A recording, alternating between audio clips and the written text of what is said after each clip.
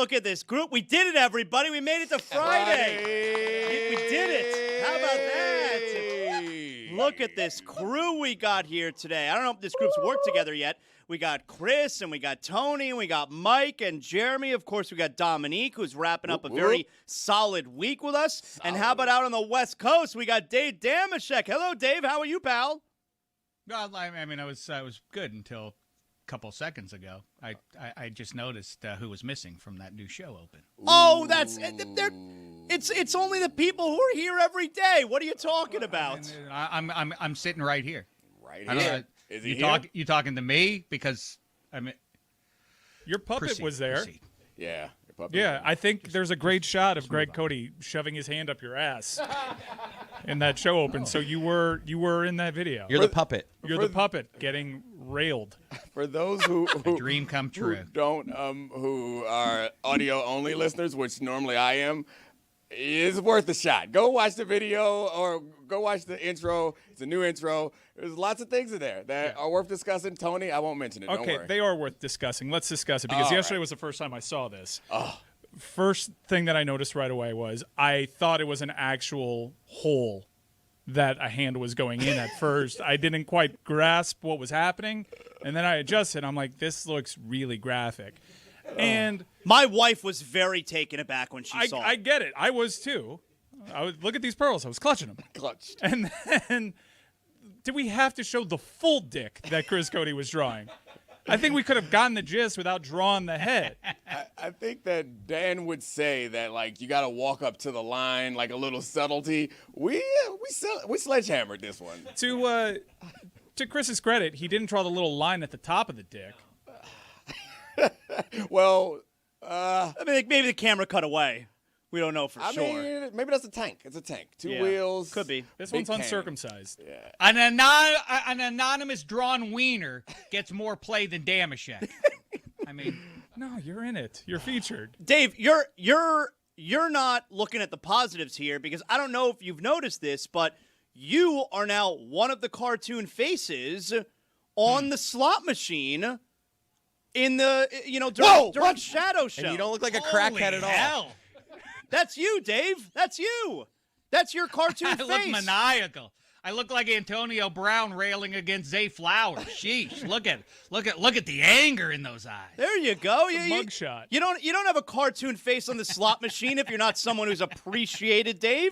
There you go. Come on now, Mike Ryan. You're right. I'm doing the Trump perp video photo. That's exactly with what a it little looked like. methy lockjaw. Cinema verite.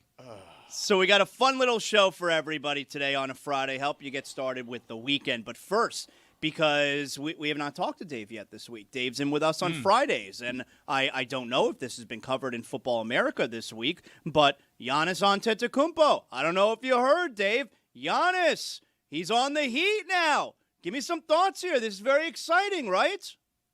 It is very exciting. I'm happy for you. That was legitimately my specifically first thought me. Is how enthused. I mean, sincerely, yes. Yeah. I knew you would be over the moon about it. And yes, I knew everybody in Miami would be happy. And I don't want to be a curmudgeon about it, but I'll be a curmudgeon about it. You know, in much the same way you guys are excited about your new action hero, Giannis, I am a big fan of the mid-century archaeologist, Dr. Indiana Jones, and the surrounding excitement of his deeds out in the field. But if you think about Raiders of the Lost Ark, the event you're in 1936-ish, I think, is when it all went down, when they were chasing the Ark, the Nazi Scourge v. Dr. Jones. If you think about it, if you remove Dr. Jones from all the events surrounding the Ark, it still would have resulted in the Nazi Scourge being burned up when the Ark flew open and a vengeful God took them all out with those lightning bolts. Remember all that, and the face melting and all of that. That's kind of what Giannis is. Whatever happens with Giannis, I'm happy for you. I hope it makes for a more exciting movie in the upcoming regular season, but it doesn't change the outcome. The big climax is going to be either the Spurs or OKC winning the championship, or maybe it'll be the Knickerbockers, or maybe it'll be the Celtics. With all due respect, it creates an exciting ride for you upcoming these next, whatever it'll be, 8 months or 10 months months, but it doesn't change that their chances of winning a title. Come on. No, he's right about that. I mean, also my college girlfriend. My college girlfriend cut my hair. Well, she would cut my hair periodically, and every time she did, and it got to be your really college a girlfriend would cut your hair. Yeah, and when I was 38, which was why it was really weird. It was like she would come over like she's 20 no years longer after. cutting. No, now I cut my own hair ever since COVID. You can tell from the caricature. Yeah. Yeah, I mean, I got a couple laughs there. I'm happy for you. That was good. Now listen, she would cut my hair, and it would go down the exact same way every time, which is about halfway through. I'd say, "Let me just see," because I just want to see how it's going, because it wasn't a professional setup with a mirror right there or anything. So I would get up and I would go look in the mirror. I'd be like, "What the hell's going on?" And she'd be like, "Oh, we're not done yet. We're not done yet." Hold on, Dave. I've had zero criticism of Zaz with his steering wheel so far this week until this moment. Grab the reins. Oh, I handed the reins over to Dave? Yeah, we cannot let. No, this is a make good. No. This is a make good for my absence from that opening video. Well, we can find a way to make good for you without torturing everyone else. Like Dave is awesome. However, we can't just give him the reins. We got Heat talk. We got Giannis. We got. Look, we got. I mean, we don't got to go talk about Indiana Jones and I don't know who he was. The Nazi Scourge. The Nazi Scourge. The what? The Nazi Scourge. The Nazi Scourge. They were trying to get the Ark of the Covenant. Maybe my pronunciation is different, but I didn't know what the hell Dave was talking about. I heard Damashek is Cedric Wilson 2.0 here to take up the entire afternoon of Dominique Foxworth. That's my goal here. Wow, what a reference. But for the right, I this do is have his to Giannis say, point? I did hear you say that. I do have to say, Dominique, on that, you were immodest. I heard you talking about the 05 title game, a mile high, in which number 7 Big Ben Roethlisberger and the crew went in there and vanquished your club. For the record, Cedric Wilson's first touchdown was smoking not you, but Hall of Famer Champ Bailey. I mean, he whipped him real good on that play, and you're busy owning that it was your fault on some level, but really, it was the guy on the other side. Go ahead, call out Champ Bailey if you want to. So you like Giannis or you're in? It sounds like you're in on Giannis. I think it's the same thing. Well, so where the Heat are concerned with my haircut, I would get up and I would look at it and I would say, like, "What are you doing?" And she'd say, "It's not done yet." So I think that's what I have to give. Let's recap here. Pat Riley and company. I think they obviously have a lot of work yet to do before we evaluate what this Miami Heat team's going to be. Let's recap here. I asked Dave about Giannis, and here's what we got. We got Raiders of the Lost Ark and the Nazi Scourge. Hold up, we got a new pronunciation? Is there a T in that one? Yeah. Okay. We got Raiders of the Lost Ark and the Nazi Scourge. There we go. That's the one I'm familiar with. I thought you were talking about the LaMelo Ball trade. We got Dave getting a haircut by his college girlfriend, still to this day. Nasri. We got Dave referencing Dominique's Broncos losing in the AFC Championship game. And did I leave one out? No, I think you're right. No, I don't know if it was you. Somebody left me out of that video, though. Okay. That's for sure. All right, so you covered a lot of bases. I owe you an apology. This actually was a pretty fun ride. I'm sorry, Zach, See? that I criticized I know what I'm doing here. You trusted the guy. You handed him the roller coaster. I know what I'm wheel, doing. And he took us all the way to the top and to the bottom and back up again. And Dominique, to be fair, I speak a little bit of Dave Damashek, and he made his Giannis point during the Nazi Scourge argument, right? Which was no matter what happens at the end of the movie, you're going to lose. Oklahoma City or San Antonio is going to be the spirits outside of the Ark of the Covenant with a vengeful God. This fool. So, considering that it is the local hour, let's talk about the Heat.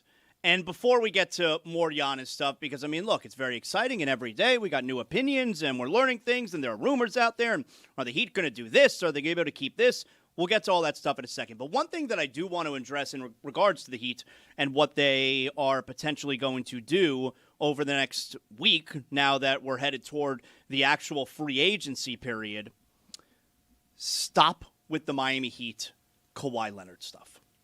Like, enough. And I see the look that you're making there, Mike. I'm not saying that I wouldn't want Kawhi Leonard on the Heat. Okay. Why wouldn't you want Kawhi Leonard on the Heat? Like, just in a vacuum, of course you would want Kawhi Leonard.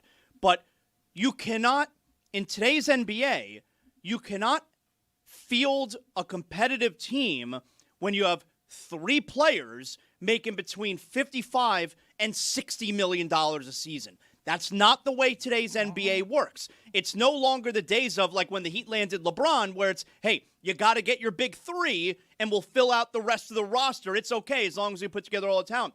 That's not the way the league works anymore. If you have 2 guys, if you have 2 star players, preferably superstar players, if you have 2 star players, that's the money, and then you're able to field out a deep roster with a lot of talented players. When you have 3 guys making that much money, you're the Phoenix Suns from a couple years ago with Kevin Durant and Devin Booker and Bradley Beal, and your team sucks. You can't field a team anymore with 3 guys making that much money. That's not how today's NBA works anymore. Yeah, I mean, I think it's a really smart observation. The new NBA has changed a lot, and I've made the joke that it's been NFLized, which means that like the value of the draft picks have gone up. Right, and that was cost control. Right, yeah, the cost control, the harder cap makes it more difficult. So in the past, you'd be able to sign a few big guys, and then use the many mechanisms that they offer to exceed the soft cap. You really can't do that in the modern NBA. And I was wondering, as the more I think about this trade, the more I think about the way the modern NBA is set up, and I kind of feel like it works in the Heat's advantage because this is a place where you can't go and we're in a place where you can't go and acquire all the pieces that are already fully developed. You kind of have to develop the guys that are on your roster. Finding value. To some extent. And I know that the Knicks, a bunch of guys who weren't on their roster just happened to win a championship, but I think the way that you're going to have to do it is not the way of the past where you bring in all these top guys and then you can fit around them. You're going to have to develop guys. You might have to draft well every now and then, which the Heat haven't necessarily done historically, but if the options are the same everywhere else, which they might be because people won't be able to go over the cap, then the deciding factor might be the opportunity to come play in Miami with no state tax and good weather, I think. Maybe good weather for the rest of the year except for in June and July. Is that like a huge thing that happens with, like, when you have offers on the table from several teams, does your agent make sure he presents to you, hey, by the way, Florida, California, Texas, no state tax?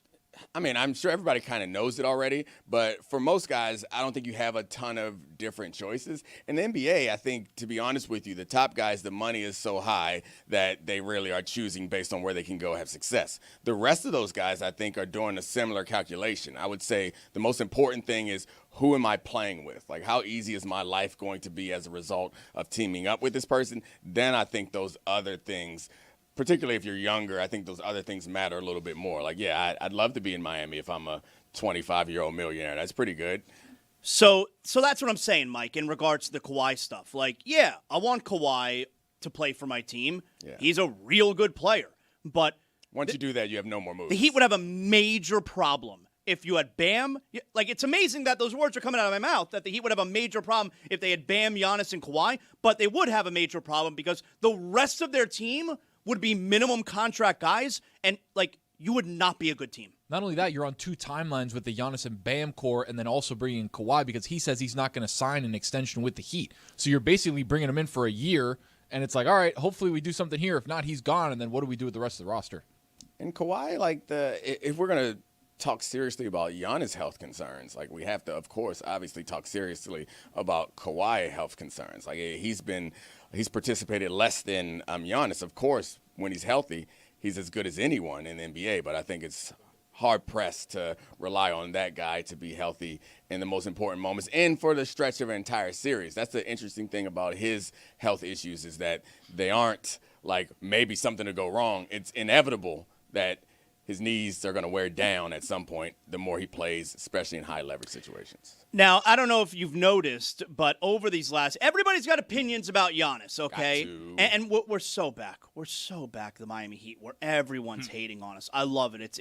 It's fuel for me, all right? Inject it right into my veins. I love it. It's my drugs. I love it. I love when you're doubting the Heat. I love all the nasty things. I love all the negative things that you're saying about my favorite basketball team. And I don't know if you've noticed, but Michael Wilbon is on tour right now. Oh. Yeah, he's on tour. He's on the let everybody know that Giannis is not a big-time player anymore tour. And the tour took a stop yesterday on the Stephen A. Smith show. Give this a listen. that structure, that culture, Yes. the Yes. greatness of that coach in Culture helps. Spoelstra, and doubt. Bam Adebayo and Bobby Portis on the front line, Mike Wilbon, I can't sneeze on that. I But here's the can't. problem. But it's just like it's the reverse of what we talked about with Minnesota. I mean, are they going to be able to keep? And by the way, Wiggins, there in whatever capacity, it's not you can up have to him a guy with a championship ring. But Steven, they can't keep Norman Powell. If you can tell me, No, if they can't. keep Norman Powell, They can't. They can't. Okay, They can't afford him. Could. I feel better about it. Here's my other part.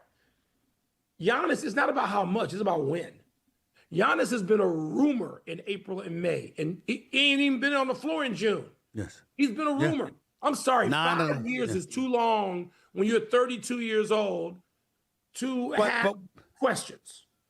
Okay, the first thing that I want to ask you guys is the Miami Heat's acquisition of Giannis and pairing Giannis and Bam something that you cannot sneeze on? I mean, I feel like it's not up to you what you sneeze on. I've Like, never when you sneeze, decided when I'm sneezing. Yeah. I feel like I don't have a ton of control. Right, Dave? Like, I don't know about you. I don't have a ton of control when I sneeze. It just happens. No, he's right about You that. don't know how to trigger it? Somebody told me a long time ago, and it absolutely is true, is that if you feel a sneeze coming on and you want it to work, is to close your eyes and then look at a light, and it makes you sneeze. Really? And it absolutely. Yeah, try it out. Next time you feel one coming on and you feel like it's 50-50 if it's actually going to work, just like look at a light, like darkness, light. Then all of a sudden you'll find yourself sneezing. What occurs to me is with what you guys are talking about there is the inversion of college basketball in the NBA over the last 5 to 10 years, right? That all of a sudden that the second apron and NIL and it all adds up that NBA teams are now operating like college basketball teams used to, which was to steep young players and bring them along over 3 to 4 years. And now it's swing big to get a couple of names in college basketball. Kind of completely 180 degrees reversed, right? How would you grade your performance so far today, Chris? How you feeling about A yourself? plus. Yeah? Okay. What is the best way to sneeze? Like, Pull a Dave is- nose hair. So Dave's telling us how not to sneeze. Pulling the nose hair? Guaranteed. Great way to start No. sneezing. You will sneeze if you look at a light. You The light will sneeze, make you is what I'm sneeze. saying. I have if you say Yes. if you feel a sneeze coming on, you say applesauce a bunch of times. That is one way to Hell outta fight it. here. Chris, pull a nose hair. I'm a Cody. I do have some nose hairs. Let me see. Pulling the nose hair is guaranteed way to sneeze. That makes you sneeze? Oh, Didn't yeah. get one yet. It's Hold on. never made me sneeze. It just like there's like a little pain in there. It doesn't make you sneeze. Makes me sneeze like got a 20 hair. times. Me too. Really? Every No time. sneeze. I mean, the answer to the question, the best way to sneeze is when you're by go wash my yourself hands. and no one's watching you. You don't have to worry about getting people sick, and you rear back and just rip. When's the last time that you really just allowed yourself to just rip a sneeze? It's spitty everywhere. It's mess. That's a good sneeze. I think you guys just When learned I'm a lot about me. outside, nobody's around, I'll let that thing go. Oh, that's It's a the best. great reset for your body. Like a snot rocket. Yeah. Oh, dude, I let the snot rocket fly in the shower. Well, one time, like it used to be a thing in like Looney Tune type of cartoons where, if you sniff salt, like the salt would make you start sneezing was everywhere. pepper. So Pepper was or it. It was maybe it was pepper. pepper. It was And so definitely I tried that one time as a kid. I was very influenced by television as a kid. And I tried that one time where, like, I decided to sniff the pepper or the salt. It was like I was having a seizure. Can I ask a question? Did you also try to paint a tunnel on a rock and run through it? Put it on the poll, though, Juju. Is the combination of Bam and Giannis something you cannot sneeze on? That's number one. Very important to understand there. The second thing I would say is stop saying who the Heat can and can't sign. All right? Can't sign Norman Powell. Real bossy today. Stop. Yes, that's right. I'm telling you what you can and can't do today. Stop saying. You just said they can't get Kawhi, though. Yeah. No. They hey, can oh. get Kawhi. I'm saying it's not a winning formula. I don't want Kawhi. This guy doesn't want Kawhi. No. It's not a winning formula. I do want to amass the 3 greatest defenders of the generation. Mike, you could have those 3 great players. If the rest of your roster is minimum players, your team is going to suck. They are. Your team's going to suck. I'm going to go out and say that team is not going to suck if they're healthy. So, I disagree. I strongly disagree. Well, you don't know ball. I think if you ask anybody, a team with Kawhi, Bam, and Giannis, all healthy, does that team suck? Tony, you know, I don't know ball as much as It's not Zaz. big. This is a big three. It's not 3-on-3. It's not 3-on-3. I think for Zaz is a radio professional, so he understands that hyperbole sells a little bit more. I think what he's saying is that team will be very good, but he wouldn't favor them to win a championship. I don't think Zaz is crazy enough to think that those 3 guys, your team's gonna suck. Like That's suck what he is said. wild. I know, but it's like, he's doing a thing. It's a little hyperbole. Get him going. Your team's gonna suck. If he says, you know what, that team's be pretty good, not win a championship, I'm changing the channel. You might be onto something. You might be onto something there. That is not a team that we is go. going to go far in the Really? playoffs. All right, That's so, what he means. So that team draws the Cavs in the playoffs. You're like, well, we got no shot. Yeah. We got Kawhi, Bam, and Giannis. We're toast here. We Like got I said, no shot. it's not 3-on-3. It's 5-on-5. No, I heard that part. And those guys, I'm going to keep saying it. Yeah. Trust me. I'm pretty sure You don't Spo get will to know. tell me what I can't say. He will put 2 other players on the court. I'm certain. My guess is that if you have those 3 guys, you could afford to have a couple of guys who are really good shooters who aren't great at defense, and your team's probably going to, if they're healthy, your team's probably going to be very good and could win a championship. I'd be pretty happy with a team that consists of Bam, Giannis, Kawhi, and 3 guys that can really shoot. I think we could beat somebody. Ryan Conwell and Trey Donaldson. Yeah. Let's go You to could- war. Let's go. You could get a couple good shooters on minimum, and they want. You're just gonna get open shots. Like, who you want to double? The guy who scored 80? Nah, he's the 3rd option on offense. Yeah, I'm solid. I'll sign that up. I'll sign up for that right now. So You Trey tell me- Donaldson, we like Trey Donaldson, yeah, all right? and I don't even know if he's making the team, although I think he can help. But you think he's a main piece to a championship team as long as the other 3 guys You're are telling there. me right now you would rather sign up for all the unknown and maneuvering that Pat Riley and this front office have to do, which is a lot. I'm confident. Yeah, you would rather sign up for that, or option B, if you walk through this store, I can give you a starting 5 right now. That yes, features Trey Donaldson. You're counting on some rookies, but you got Kawhi, Giannis, and Bam.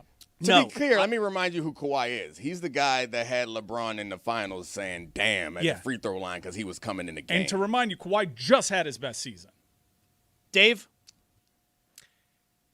Yeah, I would love to hear the fear-mongering that you're kind of doing with yourself, Zaz, is sort of assuming that the guys who are going to round out the starting 5 in the rotation are those silhouette of a person kind of images. Let's put some actual names to this. Who are the realistic names that would flesh out that Heat rotation? Well, I mean, first of all, they have guys that are under contract, all right, who are going to be part of the team. And it's, you got Wiggins, you got Pelle Larson, you got Davion Mitchell, you got Bobby Portis. I would rather have Giannis and Bam. Giannis, who is a top 3 player in the world, Bam, who is immediately the best player Giannis has ever played with, and I would rather surround those 2 guys with very capable players like the ones that I just mentioned, as opposed to, all right, let's take away all of those capable players. Instead, we'll have Kawhi, and we'll figure out the rest of the roster with minimum guys. Is that the way it goes, though, Zaz? I'd rather have the If you get former. Kawhi, you have to dispatch those other guys? Yeah, I mean, you would be taking up $180 million between those 3 guys. You have nothing left. You're already at the salary cap. You have no money left at that point. And I don't think that is a formula for success long term, especially when you would consider, let's be honest here, while he had a predominantly healthy year, Kawhi Leonard, he's going to miss a lot of games. Right. And all of a sudden now, Kawhi is missing 25, 30 games if you're lucky, and you have only Giannis and Bam and a bunch of minimum guys. I think what is fun at this point is thinking of the people that you can get. And I think what I lose interest when we start talking about Pat Riley's going to do this, they're going to develop these names that I don't know. Are there people out there who we know to be solid players, at least, that could potentially fit into this current situation? Hi, hello. Can I introduce you to LeBron James? Because we're doing this. Oh, we're not doing this because there's no reason to do this. It only continues to escalate. I'm not the only one doing it now. Where we are, I might have Name names. I might have brought it to the forefront, but here's where we stand. We're looking at yesterday a report from Shams Charania that says the Lakers have not offered LeBron a contract yet. There has not been any communication. That confirms what Ramona Shelburne told us when I asked her about this possibility of not ruling out LeBron James to the You like how he mentioned that when I asked He did. Ramona. He did. And I he did. also said he started it. He's the first person I that did. thought of LeBron down to Miami. I was the first person who said. Originator. I was the first person Even who though said he's LeBron already to the been Miami here, Heat. you I was the did. first person who Okay. said it. You can ask these guys. I've been talking about it since January back here, since before the trade Yeah, deadline, has been talking since then. about Giannis and LeBron, and I haven't stopped talking. It's been a long run-on sentence.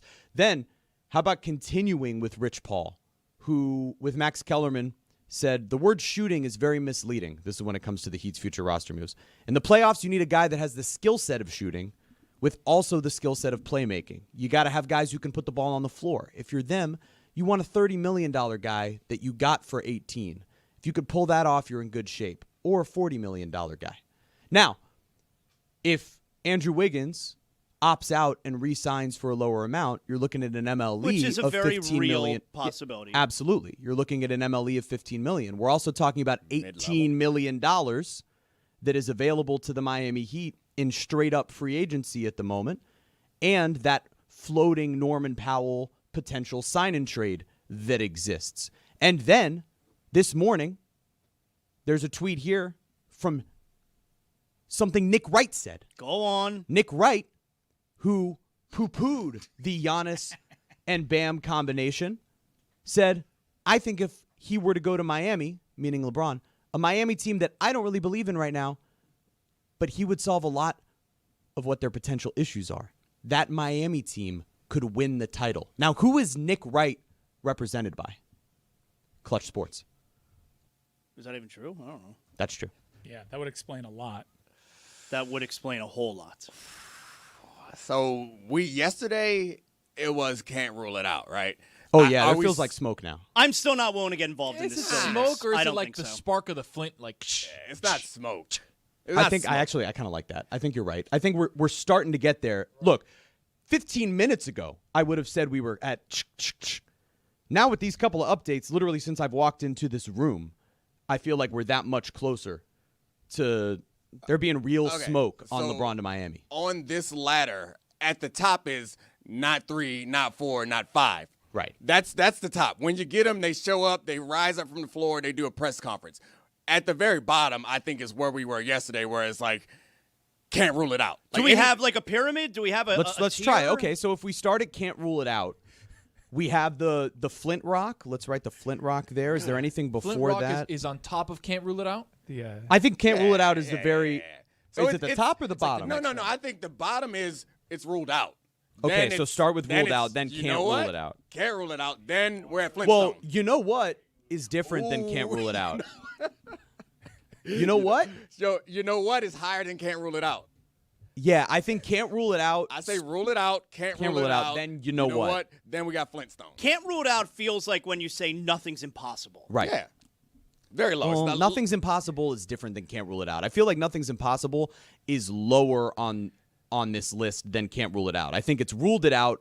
Nothing's impossible. Can't rule it out. Chris, I've heard worse ideas. you got the YouTube comments open, right? I gotta imagine they're losing their minds. Yeah, they right hate now this. Yeah, they hate because you know they. Why, they're 'cause like, I'm right? All right, at least a Giannis thing happened. Yeah. Sweet relief. 3 years of content I'm with you. and chasing the whale like that's done. And in this segment, we've discussed Kawhi to the Heat and LeBron to the Heat. Yeah, they're mad. Well, one of them's realistic. So do we have this pyramid? This pyramid of rumor mill? Okay, so we're there. We have ruled it out. Nothing's impossible. Can't rule it out. You know what? Flint Rock. Where is smoke? Is that right after? Where's buzz? I mean, there's smoke buzz is around pretty, it. No, buzz is underneath smoke. Okay. Smoke means it's more realistic. Because I think where there's smoke, there's fire, right? Yeah, eventually. you make that up? Eventually, though. I just came up with that on the Is spot. Buzz? So Buzz is right after Flint Rock. So you got Flint Rock Spark, Yeah. and then you got Buzz after that. Yeah. I'd like to add to the list. You can do a lot worse. Does that come after? By the way, you know what? I'm not sure where, but Zaz, isn't this what the Heat are now? When you bring in and you premise your team around Giannis at his age, isn't it taking the swings with fellow guys who are on the wrong side of 30? Isn't Yeah, that sort of where they are at this a point? reasonable price. Absolutely, at a reasonable price for sure. I mean, that's what the Heat team back 15 plus years ago with LeBron was doing. You were getting those older veteran players at really good, like Shane Battier signed for a minimum. Ray Allen signed for a minimum. Mike Miller took a really low number. Like that's you're getting those players at valuable prices. And I imagine that's what this team is going to look for. But you can't sign another guy making $55 million and expect to field a competitive team. That's the only point I'm trying to make. What would they rather us do right now? Like, I don't want to put you, Mike, or Chris, or Jeremy on the spot. Put me on the spot. It's okay.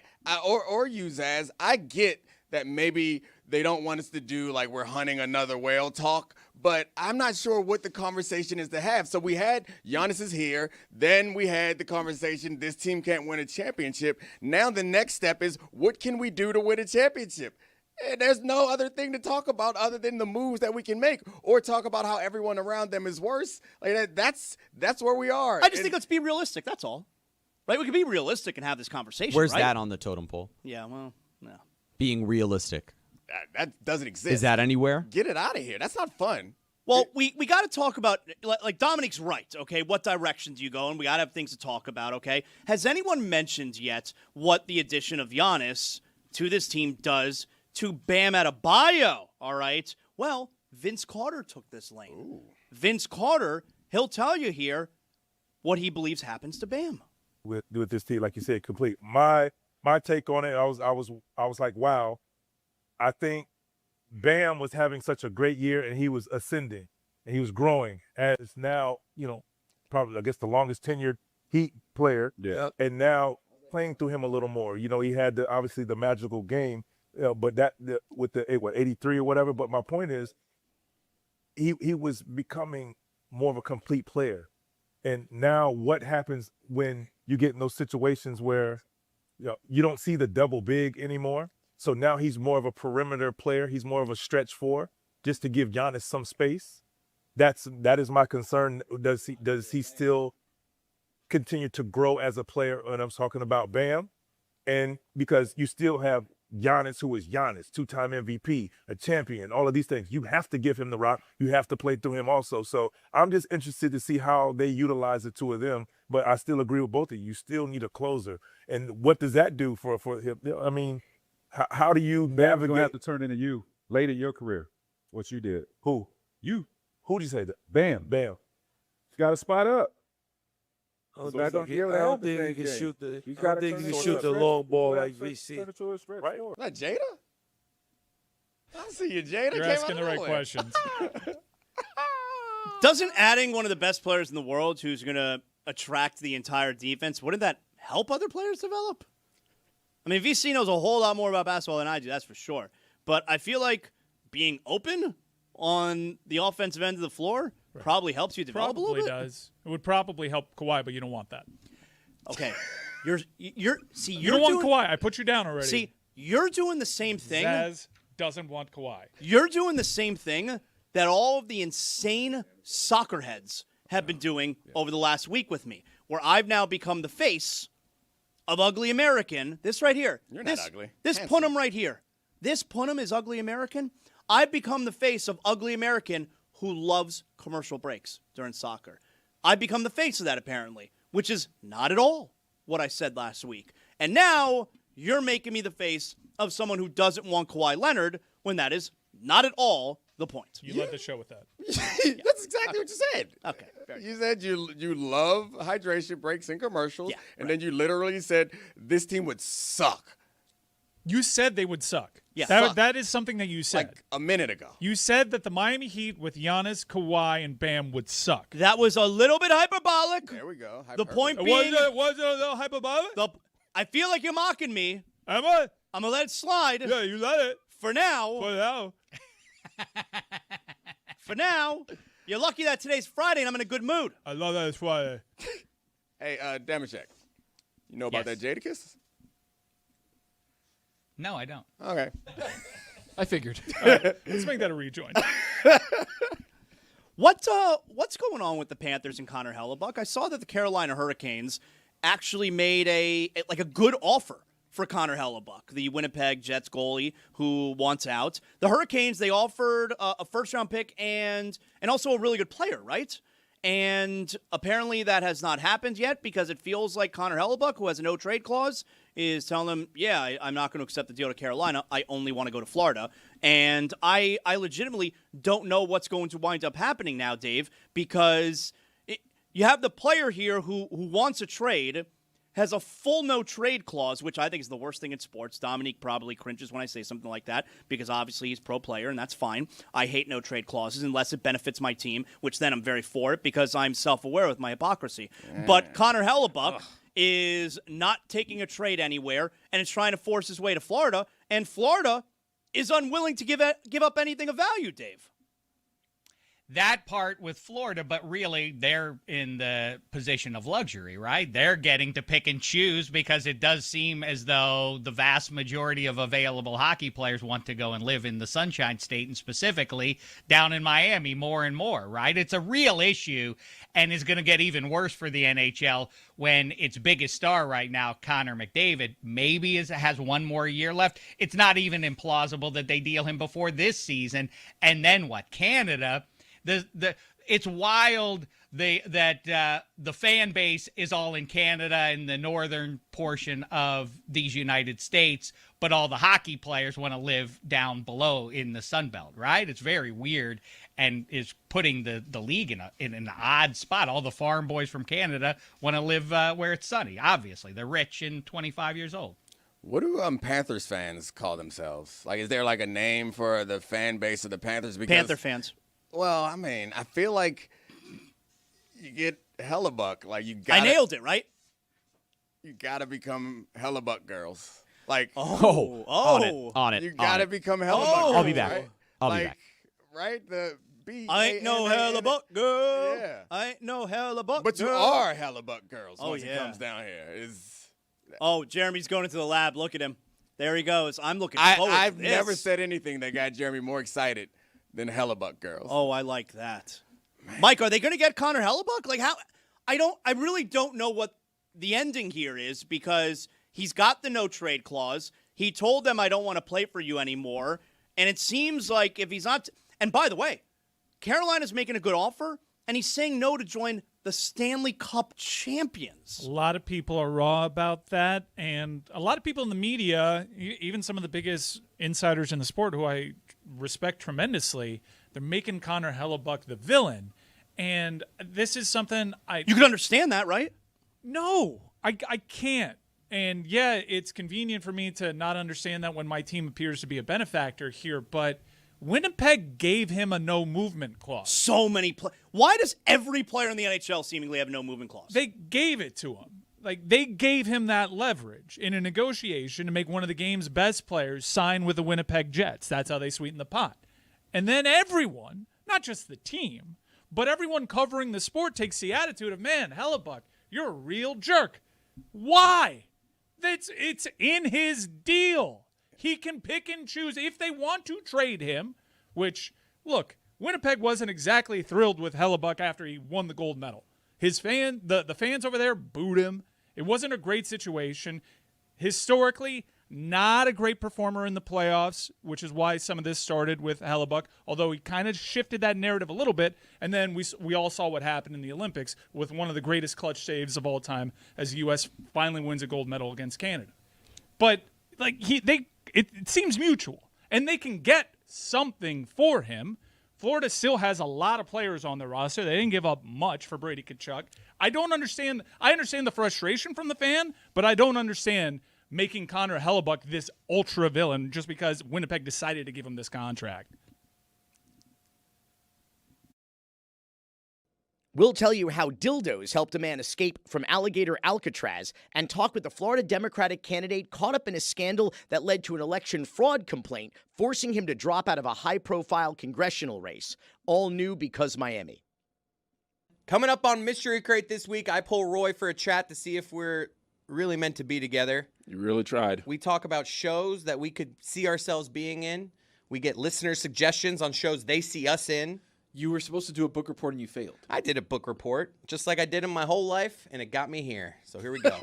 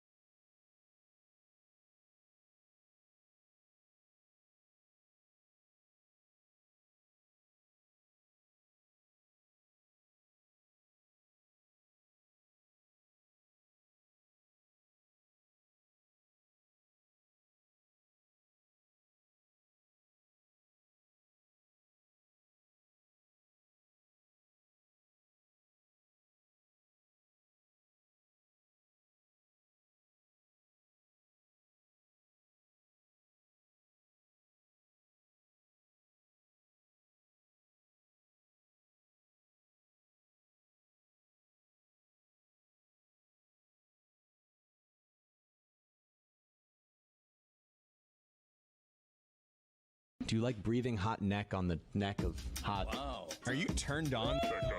Do you like Dangling. breathing hot neck? What's going on here? Do you like Sexy. breathing hot neck? You have been dry humped many, many times. Intimate. You have been dry humped many, many times. Little pelvic thrust situation. I like that. Have you ever consoled a naked man before? What does it feel like to get dry humped? I saw pee-pee. I've never consoled a naked man. Breathing hot neck. I've never consoled a naked man. Many, many times. I saw pee-pee. People out there, stop sending me pictures of the hotel rooms with the chair, okay? Stop sending those to me. I like that. I like that. He was naked. Intimate. Dangling. I would hold that thing really tight. How would you do it? What's going on here? Do you like Sexy. breathing hot neck? Do you like breathing hot neck? I've been dry humps. You never know. I've been dry humps. Many, many times. I've never consoled a naked man. You ever consoled a naked I've man? never consoled a naked man. Many, many times. You never know. I like that. You know what I'm talking about.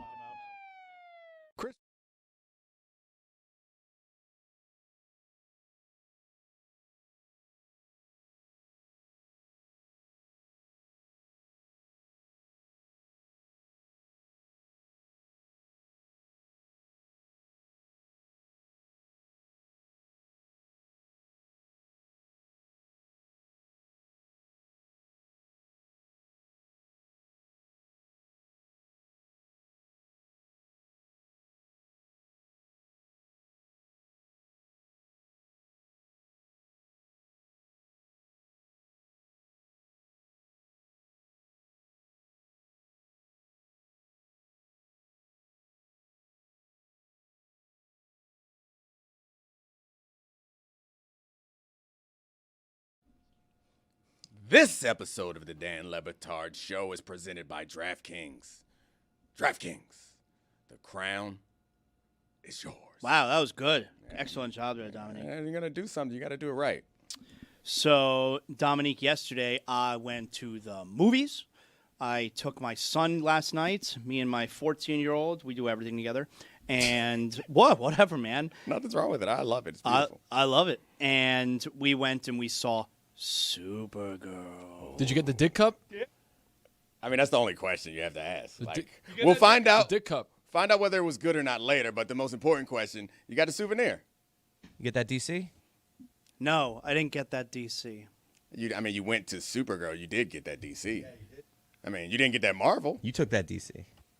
Why would you say something like Because that? it's a DC movie, is it not? Yeah, right. Holy Did you go to that hell. Marvel? You got that Marvel? Dave, is this your first time seeing the DC? What in the holy hell is that thing? It's a dick cup. Bit They're fleshy. handing out wieners because you go to see a superhero movie? She wears a trench coat over her super. Yeah, that's what that's supposed to be. But you know they do this on purpose. Yeah. No, they don't. Yeah, they What was absolutely it? do. It was the Dune the popcorn Dune one, bucket where everyone's like, "Oh, I think I can bang that," and now every popcorn bucket that's gross. it's designed for you to be like, you ask the question anytime they come out. Well, but can I bang it? Yeah. And so they just took it next level. No one's really thought about doing it with a cup, and so DC was like, let's just make this look super fleshy. And everyone's like, oh, this was a mistake. This wasn't a mistake. Come on. They definitely had a version of it, and then there was a meeting, and they're like, we need it to look more like skin color. Zaz, did you bang the Grayskull Castle when you went to see He-Man? Yeah, you did. No! Oh, we were waiting, man. You gotta go answer the question. I got to be honest. That pause, it was 50-50. The answer to whether Thing's or not a wang. What thing is that? What kind of wang? Why are they handing that out? What's it have to do with Supergirl? Ow! I mean, that Dune one looks painful. Bangable. It's like it's like cats. That's why they're screaming all the time, because they kind of have these like teeth, like that Dune popcorn bucket where it grasps the penis of the cat. And so anytime you hear these cats so funny? It's mating science. on the outside, it's like, wow, does that sound like they're having a great time? A little bit, but also when the cat tries to remove the penis, those things are being dug into the skin, the fleshy cat penis skin. It's like trying to exit a car rental place. That's right. Oh, yeah. I'm go starting in. to get the sense. Did Mike actually bang the Dune souvenir? It's starting to sound I had in a his friend that did. actions and everything. We all had a friend that did, right? Look, here's the bottom line. If I didn't buy the Castle Grayskull popcorn holder, if I didn't buy the Battle Cat popcorn holder for He-Man, which is as much fun as I've had at a movie in years, then I was not going to buy the Supergirl trench coat cup.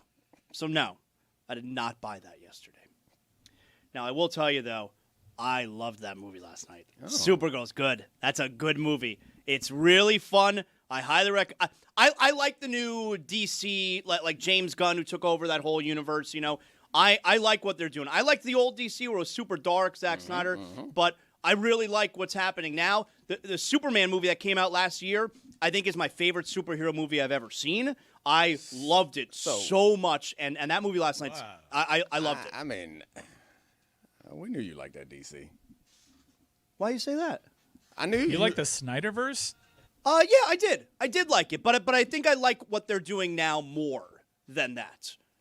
But I did like it because I like sometimes my superhero movies dark. These are bigger now. Like they're like bigger and like it's a little softer too. Like it's bigger and softer. Yeah. Yes. Are you describing the film or the cup? Yes, like these DC movies now, they got heart to it. They're more colorful. There's a bit of humor to it. Vascular. So girthy, throbbing. And the thing I like the most, by the way, Jason Momoa, he's good in this movie. He's fun. He plays Lobo. Is he cut? 3 words. We are the Lobos. Can I tell you something that's weird, though, about this Supergirl movie? And it's not a spoiler for those who have seen it. I'm actually helping you out here. I'm saving you your time. When is the last time a superhero movie had no post-credit scenes?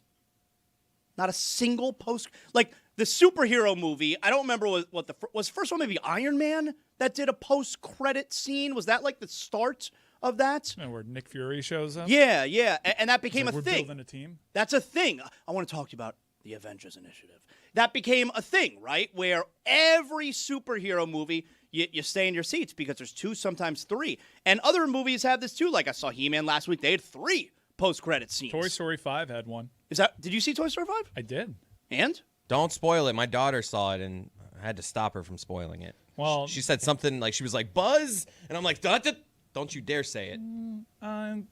Well, this is something. 8. This is something that you should know. Something that you should know, because it's not really in the marketing that I saw. It's a Jessie movie. Oh, that's why Joan Cusack made her first appearance on the red carpet in years, right? Is that how you say Joan Cusack? Yeah. I thought you were saying the name of a Star Wars character. It's rough in here, man. Joan Cusack. It's like some sort of Star Wars bounty hunter. Whatever, man. Who cares? How much do you hate Lily Pad? Oh, dude. So my daughter took the wrong lesson from it. She saw that and wanted to play with the tablet right away. Damn it. But over the weekend, then we started playing with toys and using the imagination, and I really liked that lesson that we got from it. So you liked it, though? It's good? I really liked it, but there are some people that are like, man, the marketing kind of got me. I wanted more Woody, wanted more Buzz. And this is absolutely a Jessie movie. Really? It should have been... I understand why they made it Toy Story 5, and they want to trick people a little bit with the marketing, and some people kind of feel duped, but it is 100%. It's like 90% Jessie, and Buzz and Woody are just accents on it. So this isn't Toy Story 5. This is Jessie 1? Pretty much. I don't think I have it in me. I don't really have any interest in Toy Story 5. Man, all of them are bangers. Even with your kid. He's not into it. He's 14. He's a little... Just took him to see so leave him He-Man at and home. Supergirl. A younger one. Yeah, Supergirl is a superhero movie. I love how Zaz is like, I'm not taking my kid to see a kid movie. Get out of here. Toy Story. What I want. Toy Story's for kids. You go to wrestling. You have a younger kid, too. I mean, Toy Story is also for parents. Hold on a Yeah, second. you I mean, guys, so Toy Story- Dominique makes a great point. Yeah, it's okay to like these things. There's no shame in it. You're not ashamed that you like wrestling. Why would you turn your nose up at someone wanting to go see Toy Story? First of all, I don't know why there would be any shame in me Agreed. liking wrestling. No shame That's in it. number one. All right. So then why is there shame in you potentially going to see Toy Story? There's no shame in me seeing it. You reacted like there was some judgment. No. Oh, you think I would go see Toy Story? No, I didn't mean that. That's fair. I did not mean that. Go see Toy Story, everyone. I'm just saying, for me, I don't know. Like I'm not so interested in Toy Story. Toy Story 4, I didn't think it was that great. Toy Story 3, that's the best of them all. Toy Story 4 didn't love, and it's not like my kids are of an age where they want to go see Toy Story anymore. So like I think I'm out on Toy Story. That's all. Go see a movie if you want. You don't want to. I'm so invested in these characters. All right. I thought they were all going to die. I legitimately thought they were all going to die in 3. Yeah. Oh my God. When they were in the incinerator, I thought they were going to get burned, and then the movie ends. Roll credits. What an ending that would have been. Yeah. That would have been. Quentin Tarantino speaks on this. It's like the greatest trilogy of all time at that point if they die. But I wish somebody would have paused the movie in a Zaslow voice. Hey, listen to me. You really think Disney is going to forfeit trillions of dollars? You really think they're going to kill Woody? Huh? You think they're going to kill Woody? That's me? You think for 1 second they're going to put kids through that trauma of killing Woody and Buzz Lightyear and losing trillions of dollars? That's me? You think they're going to do that? You're an idiot. I'll work on that if I were you. I'll work on that. I will admit, though, I woke up this morning. I had text messages from my father, who is like live texting me as he's watching Team USA last night. Like he's into it. My dad likes soccer, and he's into it. I had dinner with him a few nights for Father's Day. I had dinner with him a few nights ago. I was like, hey, are you watching the World Cup? Are you watching Team USA? I was like, yeah, I love it. And so he's live texting me last night. But I got the text this morning because, shameful admission, I fell asleep before the start of the game last night. Ooh. Yeah. Now, I would have forced myself. See, that's part of my problem. I do tummy time in the bed. I watch on the tablet. And if you're tired, like I am, a 10 p.m. start time, I'm going to fall asleep. I'm already in bed. But if the game had stakes last night, I'd have stayed downstairs watching the family room. I wouldn't have put myself in a position to fall asleep. So, Mike, like last night, I guess I got some questions, How did Team USA look last night? Obviously, they lost. Turkey scored their first goal of the World Cup. They ended up winning. They scored in stoppage time, like 90+8. So they must have scored at the very end of stoppage time, and they beat the United States 3-2. But overall, is there anything positive to take away from last night? Loads of positives. Not great that Turkey beat the U.S., especially in the manner that they did right at the end. But I think he came away from that performance knowing that if the U.S. had their first team squad, the U.S. wins that match. For me, the biggest takeaway was how great Christian Pulisic looked. I was nervy. He didn't start, though, did he? He didn't start, and then he came on the field, and he was unbelievable, bossing the game like a global elite soccer player. It was pretty obvious to even a casual soccer fan who the best player on that pitch was. So clearly Pochettino handled it properly. He didn't play the second game. He came in as a sub in the third game, and he looked fantastic. He looked fantastic. I guess that diffuses some of the injury concerns. He didn't get hurt there, which is everybody's heart was in their throat when he came on the field because they were worried he'd re-injure himself. But for me, outside of Pulisic, this is what you should be really bummed that you missed. Guys, there was a Fight Club reunion. Everybody north of 40 pointed at their TV, did the DiCaprio meme, and saw Tyler Durden and narrator in the same frame.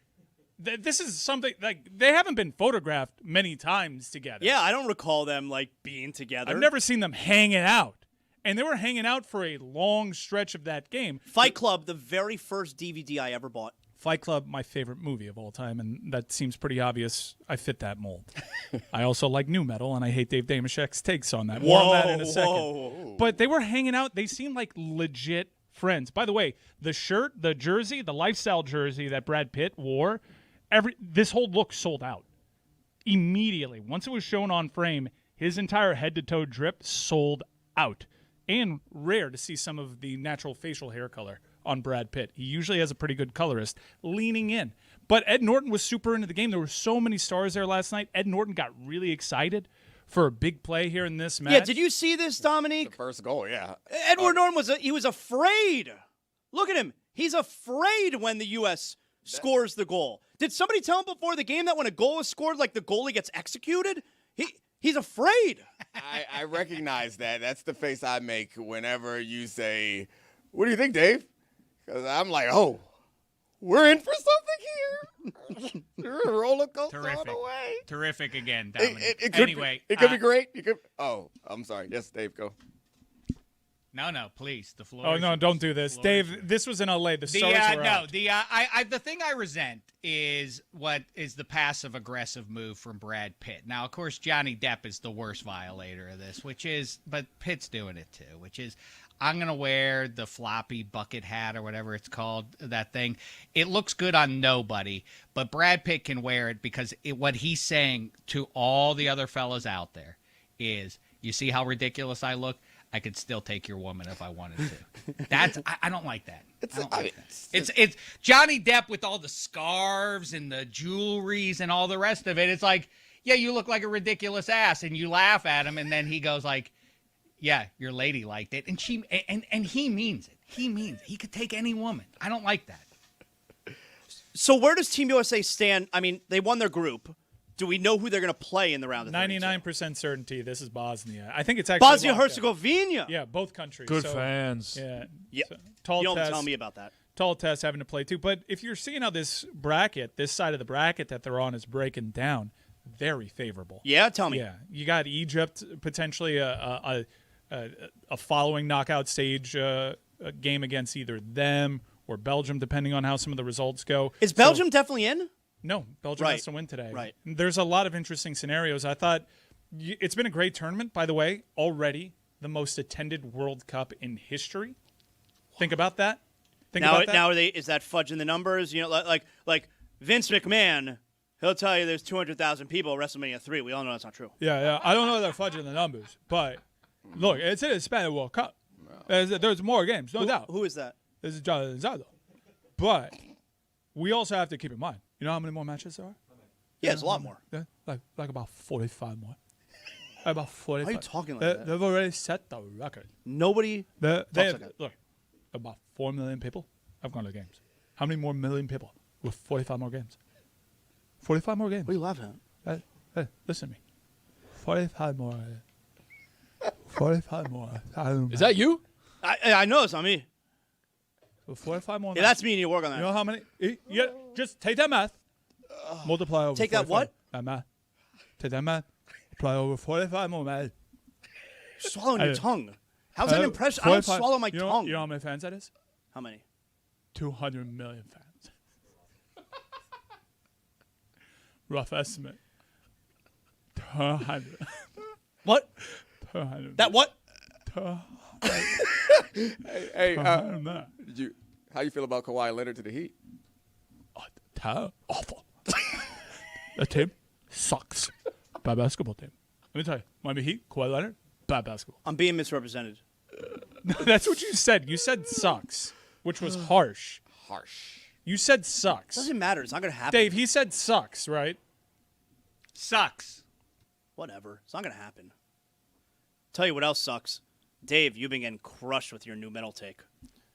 New metal? What? Well, you and I both, to be fair, Zaz, but I think we were spot on. And Korn, you and I agreed that the worst popular band of our lifetime is new. Well, I said what genre of music? You said new metal. Yeah, because I said Korn's. I like Korn, but I don't like that genre of music. Well, Limp Bizkit is worse, but Korn, it feels like initiated the. Well, Rage Against the Machine. I feel bad because I like Rage Against the Machine, Right. but I think they ushered in Korn that then begat all these other horrible bands. Rage Against the Machine is one of my all-time favorite bands. I love Rage Against the Machine, but I think you are right, where that kind of rap metal, it then spawned new metal. Give BC Boys a little credit here. You're right.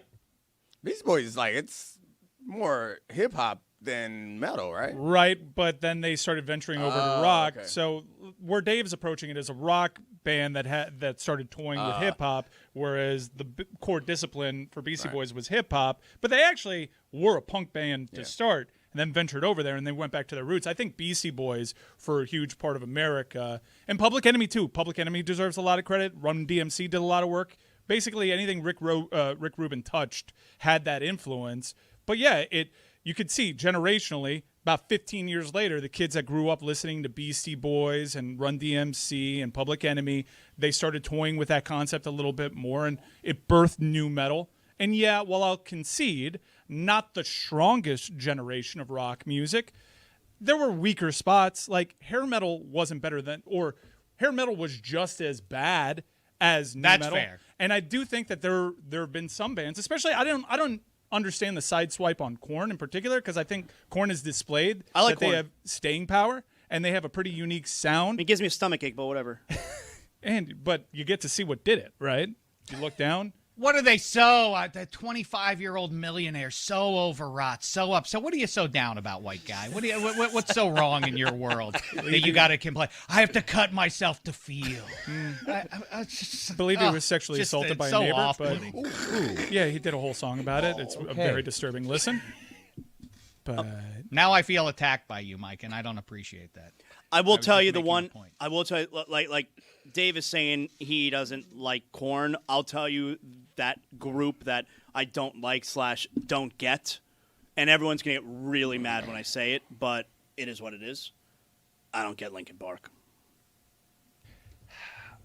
I didn't like Linkin Park as it was happening, but now it feels nostalgic, which is I'm sure a lot of people feel that way about hair metal, which I think is a good comp. Like, man, looking back, this wasn't the coolest era of rock music, but it just takes you back to a time, and so I get it. They were kind of like a pop rock band. Does nothing for me. I get it. We can all agree that Korn with a C is better than Korn with a K, yeah? Oh, for sure. Yeah, Korn tastes better than Korn's music is good. A little bit of a elote. Put it on the poll. Put it on the poll. Oh, the little Have you heard Falling Away from Me? cheese. No, I'm good. Juju, put it on the poll. Which Korn is better? Got the life? Also, Linkin Park. Mike is maybe right, though. Korn, Limp Bizkit, Linkin Park versus Poison, White Lion, and I can't even think of other bands. Metal bands. Whitesnake, Warrant. Yeah, that's a good one. That maybe is worse. It's a big Google segment for your boy. So no Jadakiss. Yeah, he didn't know Jadakiss. You don't know Warrant. Yeah. It's fair. Fair play. What do you do with Deftones? Because I think they're more of a metal band. A lot of people just mischaracterize bands that were playing rock music, getting airplay on rock and roll stations while new metal was happening as a new metal band. System of a Down also gets this, and they are not a new metal band. I like Deftones when they cover other groups. You don't like Deftones originally? I like Deftones when they do Weezer's Say It Ain't So. That's how I discovered Deftones. Me too. And I like Deftones. Napster stuff. Yeah, I used to steal so much music from Napster. I don't care. Come at me, bro. And I also like Deftones' cover of Lynyrd Skynyrd's Simple Man. That's a good song. Yeah. That's a good song. And have you ever heard their Sade cover? No. You've never heard the What song they Deftones cover No from Ordinary Sade? Love cover? No, Dog, it's really? great. No, Deftones got some incredible covers. Little beef. Deftones have been around for over Together. 30 years. All right. That's something right there. Stained. Would you? Okay, Stain sucks. But look, every Tuesday night I do a Dad Rock Forever thing at my bar. Oh, I want to come to that. Come on Tuesday. That sounds awesome. Yeah, I play a lot of Stain. What time's that at? It starts at 6. All right, because I'm more of like an earlier. Yeah, well, kinda this guy. starts earlier. All right. It goes Earlier than 6? 6 to 9 p.m.-ish. 6 is good. Yeah. All right. Dude, you know who showed up? Who? On this most recent Tuesday? I mean, it could be anyone, but who? Tartan Army. Wow, how about that? A lot of money was spent. I feel like Tartan Army really put a boost in the Miami economy. Yes, this last everyone, month, 100%. right? Everyone loves them. Every That's single so cool. small business owner in South Florida is basically spreading their butt cheeks apart trying to get Tartan Army's attention. I don't know if it needs to be said like It's that. But it's like walking down the street in Southeast Asia right now. We all want some of the Tartan Army. That's industry lingo. Yeah, no, I am pulling my butt cheeks apart saying, Tartan Army, get over here. Well, I'm gonna that's what regret that happened clip. to them when they played against Brazil. Yeah. Oh, I have a scenario in case you also own a small business and want Tartan Army to invade your town. Not looking good for our boys here.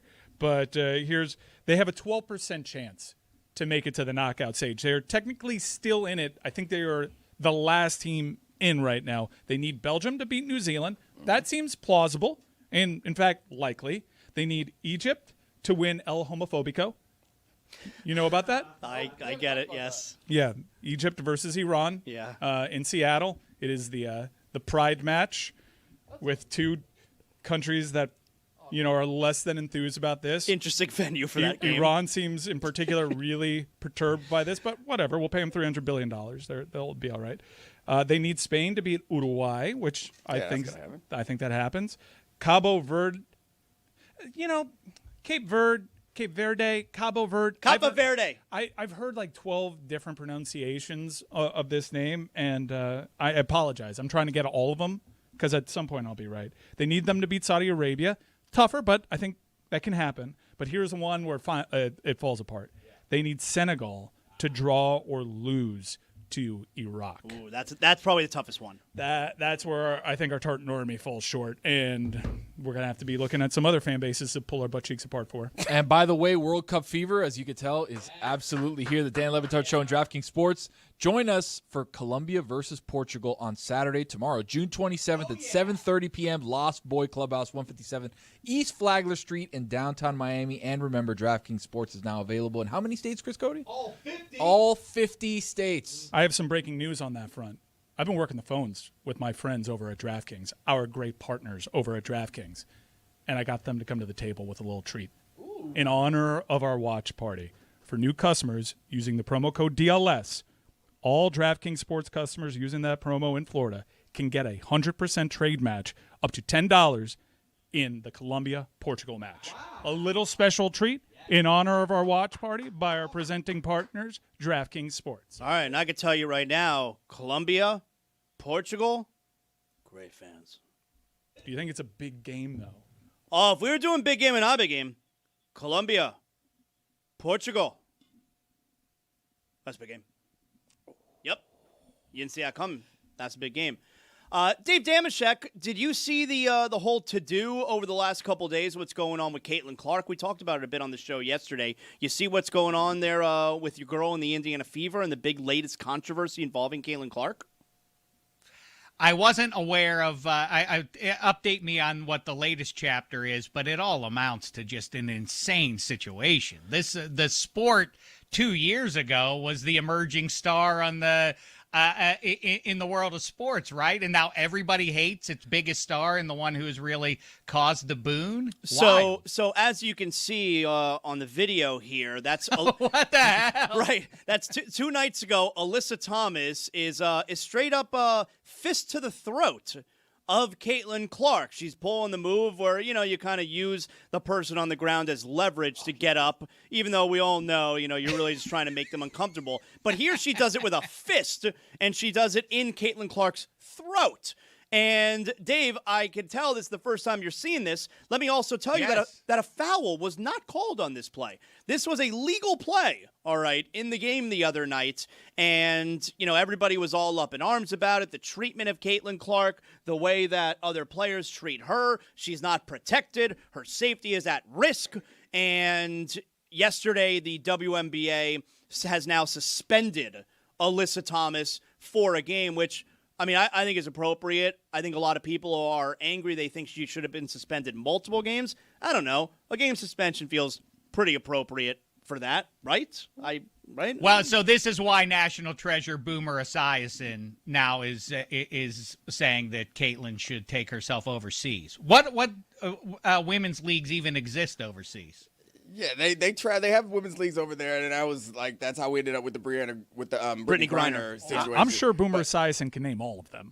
Yeah, I don't know. I this is what I said yesterday. Like, I feel crazy, like, coming in because I know that you could pick some things from sports that I watch a lot of, like basketball and football. You pick one thing, and you're like, these guys are insane. And like, I don't actually know what this is like all the time. And like, we found out yesterday about the Caitlin Clark poster situation.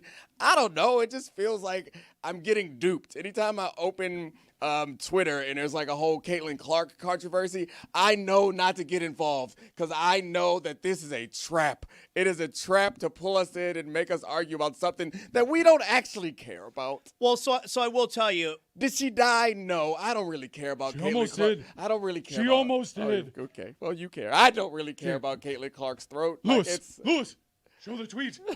Show the very accurate representation of what happened by Benny Johnson. Quote, this He is our George Floyd. That is a great tweet. Oh, no. That's a great tweet. Because This is our George Floyd. if that No. If that is your George Floyd, that really says, like, Yes. hey, things are pretty good. Yeah, Benny. Things are pretty good. Benny, I think you're missing the point, Yeah, which no, is that's nailed the it. point. Yeah, Nailed it. You nailed it. I agree. That is your George Floyd. You're absolutely right. Who is that guy?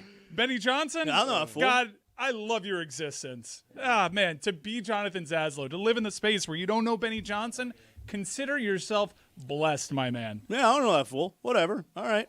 I'll never think about him again after now. Oh, you won't think about the guy that said, this is our George Floyd? No, it's like I'll never remember that guy's name. Like I don't know who that is. Shout out to his family. It's not the coach of the Bears. But I'm a fan of Boomer's WNBA coverage, and I think that this should It's an amazing thing that Boomer decides to say. Why don't you let everybody know what he said? I think that this should be his new beat because he ventured to Caitlin Clark. This is ridiculous treatment of Caitlin Clark in the WNBA because she should go overseas. That will show him. She should go overseas. And why is she being treated this way? Because she's a white woman and straight. Right. Yes.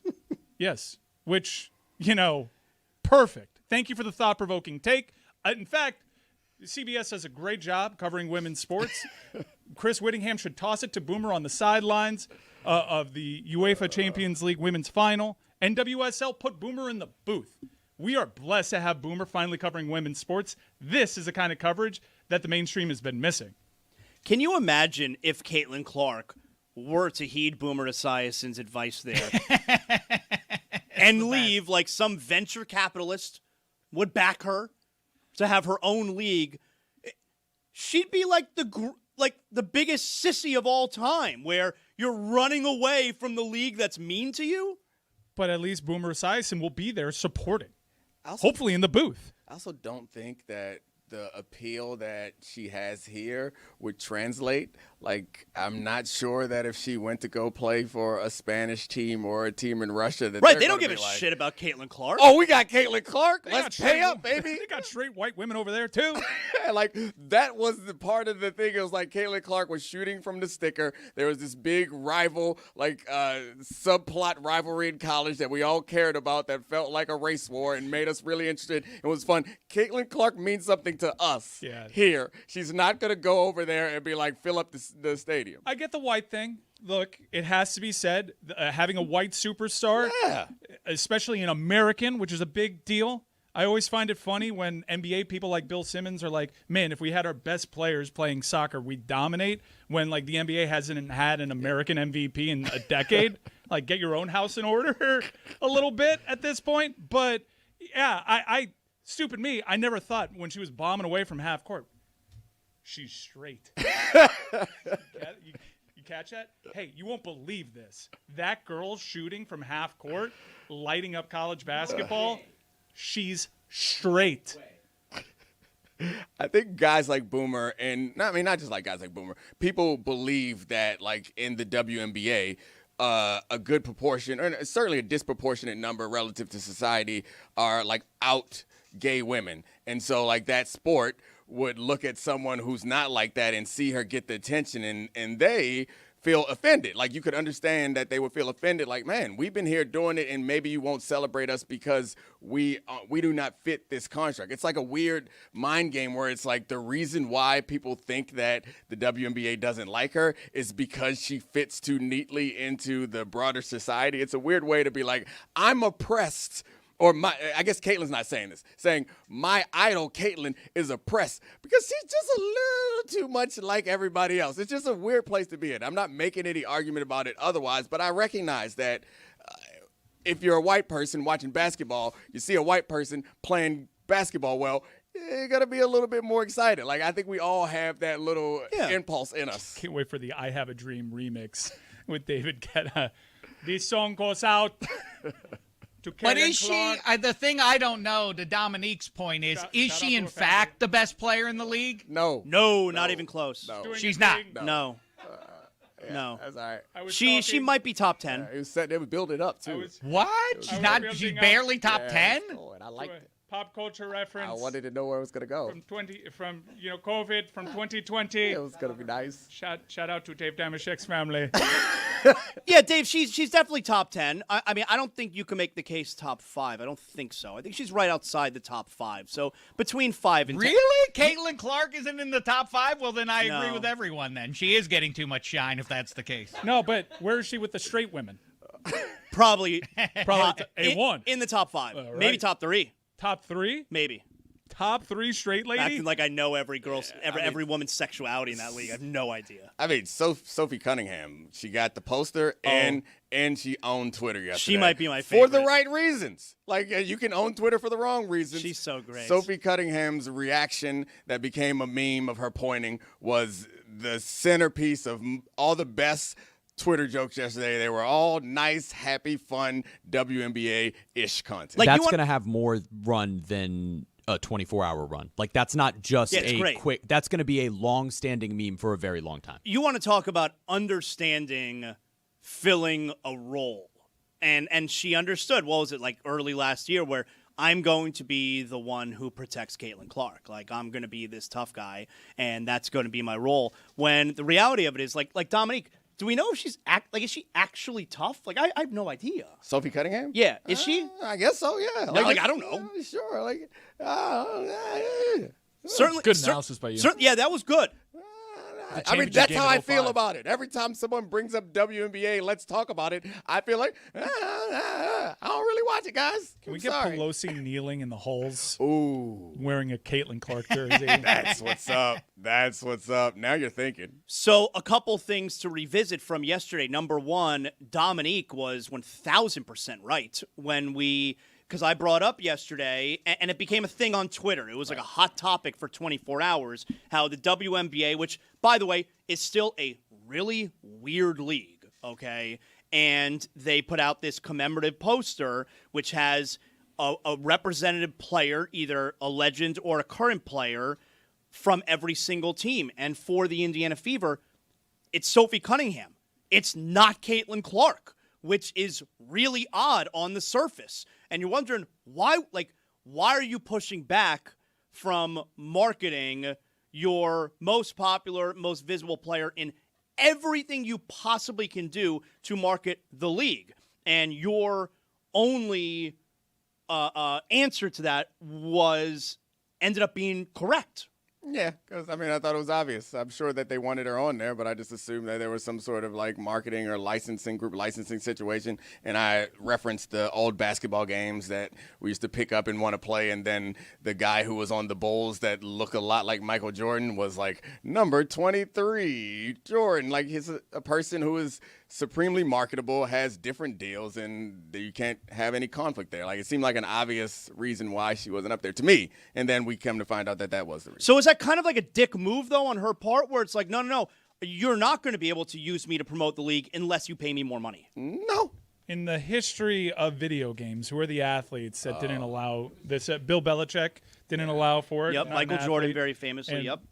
You know about that, John Dowd? Jordan had his moments where he was able to. NBA Live 2003, I think, with Jason Kidd on the cover, he was part That's of the 90s because the team. Wizards won that Are game. you familiar with the legend of John Dowd? John Dowd.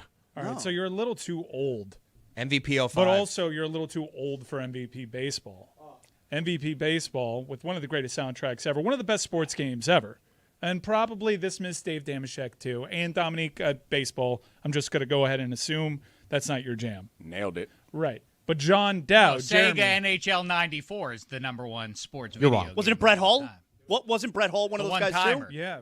I think Brett Hull was one of those players that didn't allow for his likeness to be used, right? I think so. But John Dowd is the greatest video game baseball player ever, and it was just Who's he based on? Barry Bonds. Just Barry. And he Bonds. was a righty white guy. Yeah, that's right. I think They he was didn't even still make him lefty. black? That's right. White guy. Righty, whitey. He wore number 99. He was incredible. Wow. Also, MVP Baseball 2005 comes up weekly on the pitch clock. Wow, I Weakness. did not know Should. that. Just John Dowd. Of course. I would make Any him other an players? ambassador. Has a fictional character ever been an ambassador? Let's make him ambassador to, I don't know, Ethiopia. Or I'd something. love We'll to figure it interview out. him. So not only did we learn that Dominique was right about that yesterday with Caitlin Clark, but also, so this was weird. Help me out here. I brought up yesterday that tweet from Phoenix Mercury where it seemed like they were mocking Caitlin Clark being injured. He was a lefty. Oh. And Scratch that, Mike. We don't like him. And then you guys very astutely pointed out that it seems that is just a really weird coincidence because it appears that it's DeWanna Bonner who is on Phoenix that they are putting that cartoon tweet about. And, okay, that's fine, except, Dominique, the Phoenix Mercury then, amidst all this controversy, they deleted the tweet. I mean, they don't want to be in the middle of the nonsense. Like, I feel like this happens, you're better off just getting out. And it's like when someone asks you to apologize, you don't have to really be sorry. Just say I'm sorry and get out the way. I assume that was it. They felt like people were grabbing this and making it into something. They're like, we don't want to deal with it. Let's get out of here. I think they generally had some good defense, but it's also possible that they were doing the thing that a lot of people do to try to get attention is walk the thin line to get close to it and understand that some people will misunderstand this and some people won't and hope to get attention from it and realize it's not attention that they want. John Dowd, huh?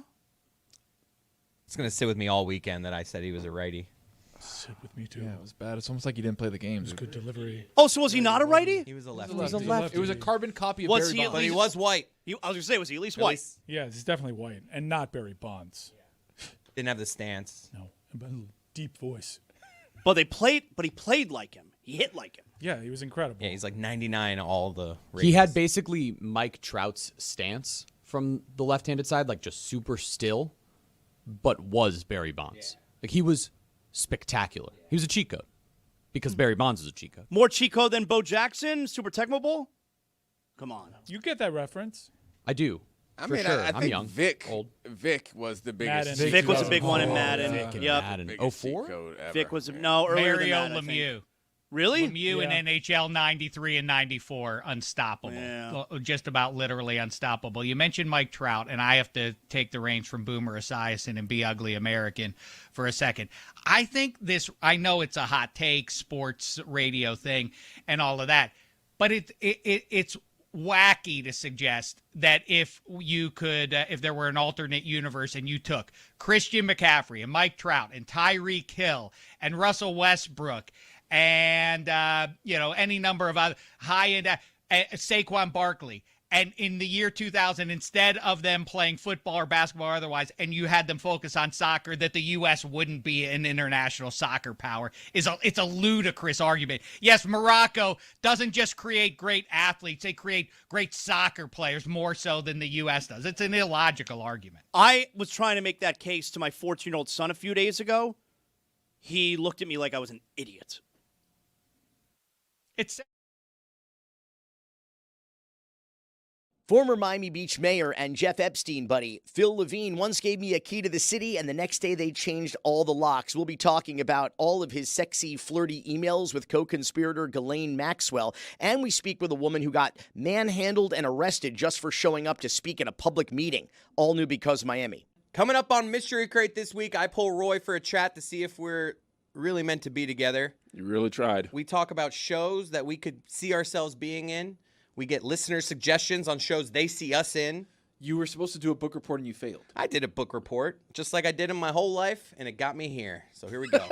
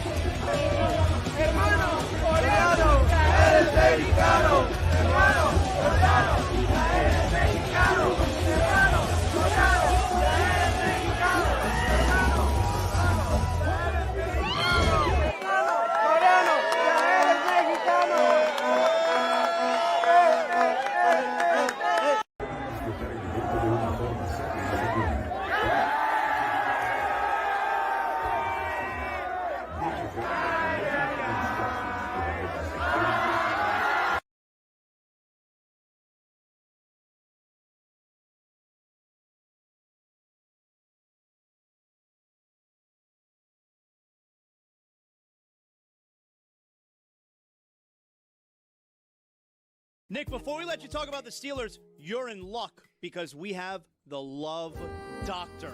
The Love Doctor is here. He is ready. He is in his office right now. Dr. Greg Cody getting everybody ready for Mother's Day this weekend. And we have questions. The Love Doctor is going to have the answers. Who's up first? I know a lot of people are going to come to you and they're going to want to know, how do you keep it interesting? Me, I'm not interested in interesting. So how do you keep it predictable? How do you keep it ho-hum? How do you just let it just be? Was that Jason Tatum asking that question? Young lady, you are my kind of gal. That's my lane. That's my lane of romance. I invented predictable. Nobody has perfected the art of dull routine like yours truly. As a matter of fact, little inside information here, my wife and I schedule our naughty time months in advance, like doctor's appointments. Quite often, she'll have to cancel because she said something came up. Unfortunately, sometimes I'll have to cancel because something didn't come up. That kind of thing. It's good luck for us. Do we have another question for the Love Doctor here after such great advice? With Chris listening. Oh, we're doing it, baby. What are you guys doing, man? Oh, you want question number 2? Yeah, let's go question number 2. Oh, yeah, Greg. Hey, man, I need your help, man. So I'm out of town for Mother's Day, trying to figure out what can I get my girl for Mother's Day in another city. Oh, wow. Buddy, I'm worried about this. Not one, but 2 of the Love Doctor's marriages began rending like cheap fabric when Greg was either out of town at a sporting event or away at a doctoral conference. And the exes were doing the clandestine bumpy bump behind my back. Jack, I suggest you get your girl what you'd never expect, a private eye to keep an eye on her randy ass. You know about that randy ass, Nick? I don't like this at all. Thank you, Love Doctor. Don't go anywhere. We may go back to you. Appreciate you. I don't like this at all. Somehow the least embarrassing Cody on today's show. Wait till Nick finds out that Chris, with Greg sitting nearby, admitted about a half an hour ago that when he's having a hard time becoming aroused, he thinks of his wife's twin sister to get in the mood. It was a shocking revelation. That's what happened, Nick. Shocking. That happened. Yeah, he did. No, he did. Yeah, he did. Yeah, he did. He did. It was shocking. Unnecessary also. I don't like... This isn't... Again, I might need a mean here. This isn't kayfabe. Kayfabe? Kayfabe. Which is it? I don't know. Kayfabe, wrestling nerd here at your service. This isn't... Zaz could have Thanks, helped Mike Ryan. This isn't kayfabe. I don't like this at all. And I would appreciate if you guys turned the music off. This is not great. So the Steelers.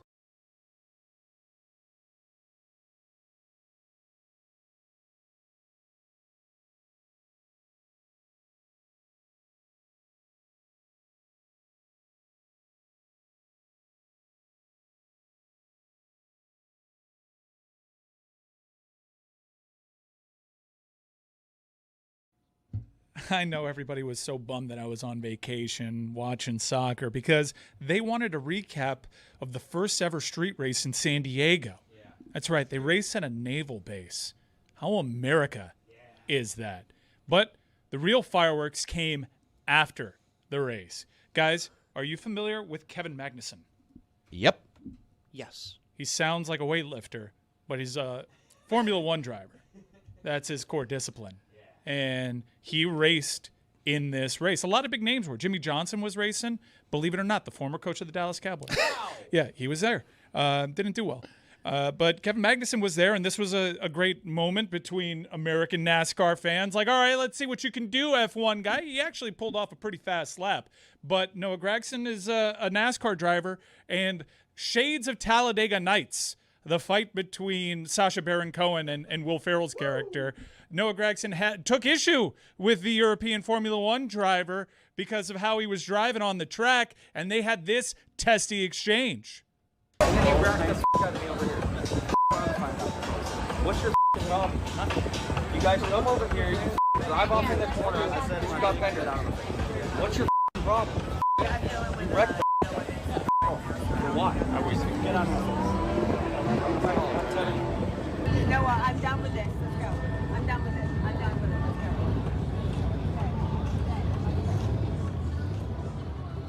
go. Noah back down there a little bit once Kev was like, wait, are we really doing this? Yeah, the guy on the left seemed like a dick in that spot. Like, he's all up in his face, and all he's doing is repeating himself. Like, either step up or get out of here. I like Noah. He's been very good about Cameo. Always get him to tell people to pay off their chugs. Big Noah guy. But, yeah, I think he kind of backed down there. Yeah.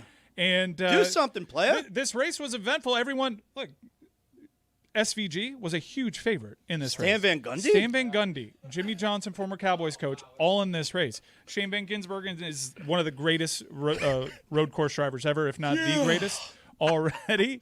And I assumed he was going to win, but Austin Hill, who's now taking over for the recently tragically passed Kyle Busch, made a kind of a rookie mistake on the track and took out Connor Zilic and SVG, the two favorites in that race. So it was a wide open race, and we get one of the most unlikely NASCAR winners of all time, Corey Haim, a name that many of you... He's an actor! Not Corey Haim, but it's spelled in a similar fashion. And Corey Haim won this race. You know where they filmed Top Gun, Zaz? They filmed it in San Diego. Do you know where Corey Haim went to celebrate in his full tracksuit after winning this race? Where? To the famous bar from Top Gun. Yeah? Yeah. Show the image on the screen.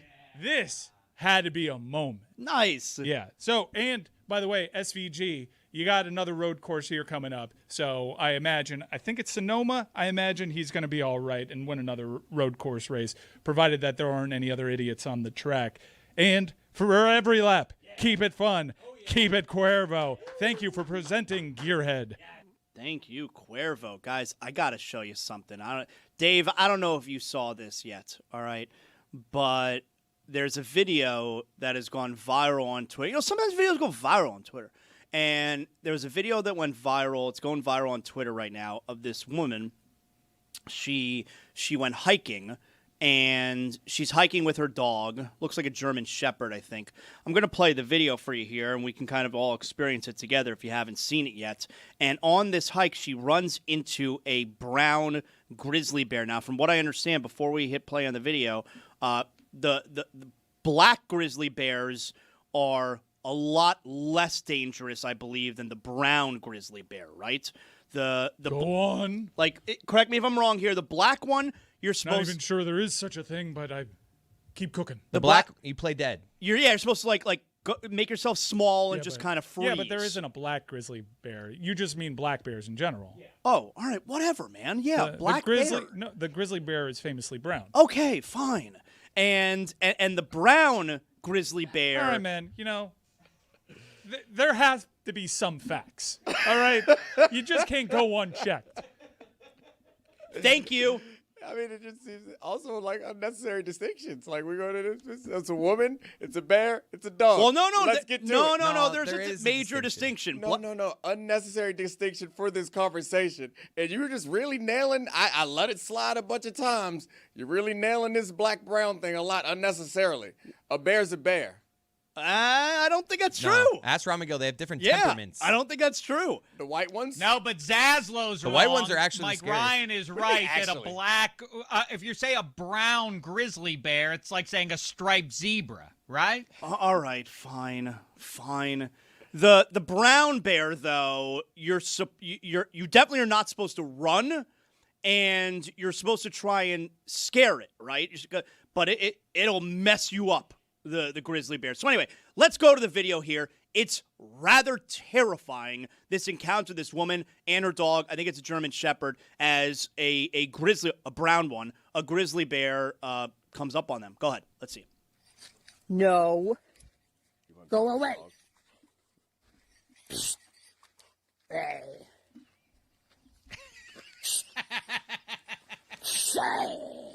She's trying to scare it, No. Making weird voices. Look, the bear's getting closer and closer now. It's kind of deciding what do they want to do.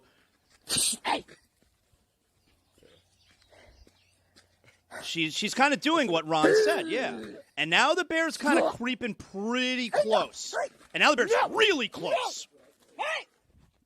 Hey! Stop it! And now it's on its hind legs, which is really scary. Stop! Enough! No! Hey! Hey! Stop! That bear's really it's scary watching this, right? Go! Enough! Hey! She's very brave. Dad! Dad! Hey! Stop! Enough! Get! Go! Go! And now the bear kind of retreats behind like a fence. And she's got enough room now between her and the bear where now she makes like a run for it with the dog. And apparently she made it out safe. And I don't know if all of you guys have seen that video yet, but like my toes curl watching it. That video's intense. It's pretty scary. This is why women choose the bear. Toes curl? It's your thing? Wouldn't this be why the women don't choose the bear? You like bears, huh? Okay. Toes curled. I don't even want to admit what I was just thinking I would have done in that spot. You were thinking the right thing, I hope. Like if shit hits the fan saying. there, you just got to let the dog go. No, not what? if shit hits the fan. That's the dog's job. That's why you're here. That's why you're here. It's showtime. Backup quarterback. The starter just went down. Get in there, take a snap. You're just sacrificing your dog? Whoa. I'm not sacrificing my dog. I'm allowing my dog to do what dogs are here to do. Die? Protect me. And save me? You think that I don't need a dog to be my friend? I love you. We can be friends. I will tell your story. However, it's like I will make sure they remember you. It's like you are the superstar athlete. You have a crew of friends. I will put a picture of you in the living room. I will tell everyone that walks in about your tail. When the shit hits the fan, the police show up. It's his. That's why you here, dog. How will you tell that story? I feed you. That's why you're here. I give you shelter. You're here because when shit get a little sticky, you handle it. You I step get out up. of here. Like, what I are you shouldn't guys even even ask talking you. about? You should be ready this to is go. Insane that there's even a conversation. What are you like? Oh, Jeremy, you're putting the dog behind you. Like I'm fighting this fight, dog. I'm Go trying back to the do. car. I'm trying to at least for a little while do what this woman did and scare the bear. That's what you're supposed to do anyway, right? no. So I'm not my immediate reaction is not to sacrifice my It's dog. not my first Not reaction. sacrifice. Wrong word. But as Wrong soon as the word. bear is circling me, I'm like at least like, all right, maybe if I let it go, it'll run that way. What if it was a cat? Oh, then definitely not. The dog part. Same thing. The dog part is the part that makes me the most uncomfortable because I don't want to have to watch this bear mutilate my dog. Close your Like eyes. that's And is that's this before or after you come? That's the scariest part for me. And this dog is a German, so it's not like you could pick up the dog and kind of protect it. The dog's too big, you know? And you can't protect it. What are you talking about? Pick up the dog, try to protect it. What are you even saying? no, I got to What do you protect think? my dog, man, in that So spot. you're gonna pick up the dog. We're going down for the dog. That's my dog. You don't stand there and watch the bear eat the dog, though, right? No, I You're run. running. I'm because running. you're like, well, Yeah, he's but then you gone. turn and It's look over and you for see him. it just I don't ripping know. it to Oh, shreds. I don't know. I wouldn't Zaz, be able when to do you live finish? with myself. No, I wouldn't be able to live with myself. You wouldn't be able to live. You are the dog. You're choosing the dog? I'm choosing to do whatever it takes to protect both So of do us. you give the dog the keys and you say, "Go, Fido, be free, drive away. I'll handle this." I'm not sacrificing the dog. And Don't just pick a different word. In You're my- allowing the yeah. dog to do the dog's job. The ultimate duty. In my mind, the dog could be fast enough to get away from the bear. Like maybe the No, dog. it's not. You're I denying. don't think it is. You're denying the dog its instinct to do the thing. You're saying, "Hey, dog, don't be a dog." But I gotta know. Like sometimes the dog doesn't know any better. You gotta know better that the dog's gonna die. Dog serves no chance against we're that in bear. the wild. Which one of you or the dog, thinks that they know better in this situation? The dog knows better. I gotta protect the Go dog. do your thing, dog. Yeah, Go, dog. Nah, I gotta protect the dog. And I'm gonna do what we do. We drive. I'm driving, you're dogging. Perfect. I'm so uncomfortable with the whole situation there. Tell your story. No one's happy about sacrificing the dog. I wouldn't be able to live with We're it. literally in a life or death situation. I appreciate that Chris at least admits it now. It's a sacrifice. The word sacrifice is not a sacrifice. It's a sacrifice. It's not a sacrifice.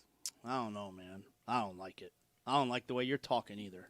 The dog gets in the line of fire. That's what he's born to do. Y'all, you're talking. Y'all and your dogs, man. I don't get it. You know, people eat bear. I heard it's a great. I asked the it's question great. a few years ago. Why are we not eating? Why are we wasting this beast, the flesh of this beast? And then I was corrected. No. People in certain parts of the world do eat bear. That's what the woman should have said. If you don't leave now, I'm going to eat you. Right. Yeah. Right. Exactly. She deserves the MVP though. Let's honor her. She knew to make those noises and stuff. Zaslow, you wouldn't know it. I wouldn't know to go rawr, rawr, that would have some impact. It's sort of like Tom. Castaway. I don't like Castaway for a number of reasons. The movie we can deep dive it at a later date, but specifically here, I don't like the idea that he knows how to start a fire and everything. I think it's a much more intriguing film if it's Zaslow in that spot. How do you or Damashek? How do you make your way on a deserted island? You don't. I think that's a more entertaining picture. Can I just How say say? you? Can I just jump in for a second and say that whenever you throw a topic to someone, it's like you're flipping a coin. And in your mind, you're like, all right, they can go this way or that way. When you throw something to Damashek, it is like it's rolling 7 die. Like it could go anywhere. And it's so exciting. It adds a thrill to the show where it's like, I'll say anything to him. Castaway?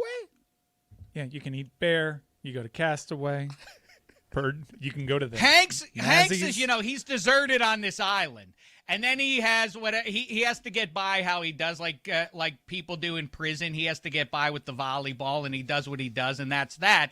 But he survives. He somehow impossibly escapes this island, and he makes his way back to civilization. And then he goes to visit the woman to whom he was engaged, and within 90 seconds, she's like, "You missed the Titans. They almost won the Super Bowl."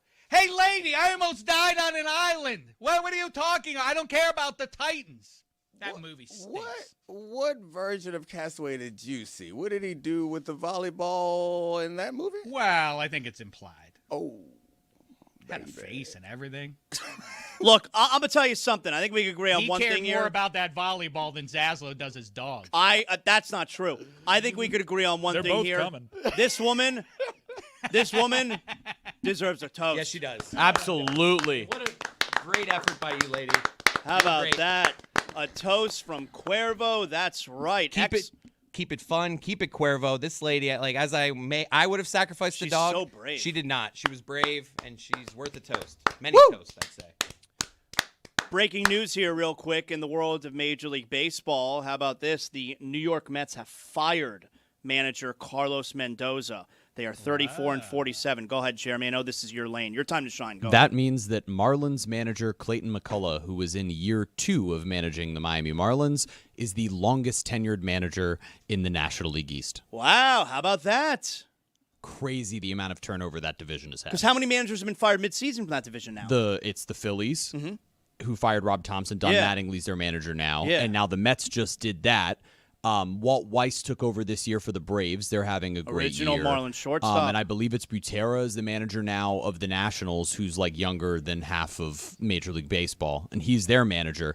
So Clayton McCullough is the longest tenured manager in that division, as the Marlins, of course, are off to their third best start in club history at the halfway There you point. go. All right. So Mets fire manager Carlos Mendoza. Dave, I know you were all fired up earlier today. Jazz Chisholm with the lollipop the other day at second base, and then he was kind of shoving it in the camera with all the lollipops. What do you got for me there? Are you fired up over Jazz Chisholm and lollipops? Well, I just felt, he got a lot of attention for it, and as a man of justice, I wanted to honor UL Washington, who used to play shortstop in Major League Baseball. He would stand out there the whole game with a toothpick in his mouth. That seems extra dangerous and unnecessarily so, but I admire it nevertheless. The thing that gets me down, though, is remember Jay Johnstone, the clown prince of baseball, and how hilarious he was, and everybody pointed at him, and you were expected to laugh along with it, because he used to do stuff like he would blow he'd be in the dugout, and he would have bubble gum, and he would blow a bubble, and he would leave the bubble, and then he would take the bubble, and he'd put it on top of his That's teammate. hilarious. Wait, get this, though. Sometimes he would take a lighter, and then he would set his teammate's foot on fire. That's a felony. Well, it's not hilarious. It's a crime. Setting people on fire is funny. Setting people on fire is definitely a crime. What in the hell? But if you do it in a baseball dugout, it's hilarious. What happened to that guy? I set him on fire.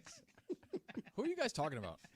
We're talking about old baseball players. There used to be Prince? hijinks in the dugout. Oh, but it was a universally accepted law that Jay Johnstone was hilarious. Can't you see how funny it is? He puts gum on people's hats. What was his batting average? He was a lefty.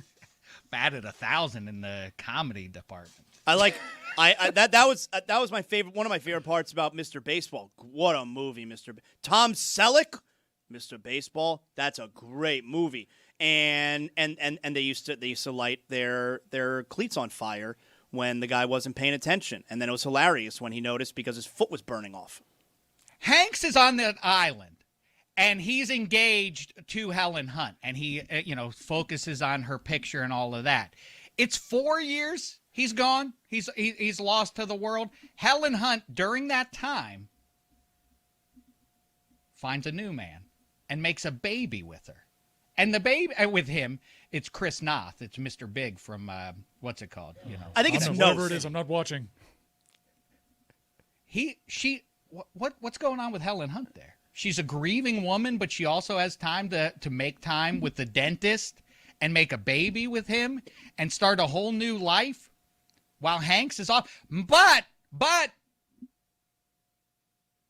convinces Chris Noth to keep the Jeep of Tom Hanks, who died at sea, died in a plane crash. Why is Chris Noth signing off on keeping the dead fiance's car in his garage? What the hell? People That's grieve weird. differently, man. People grieve differently. They quite literally are parking their car in the same garage.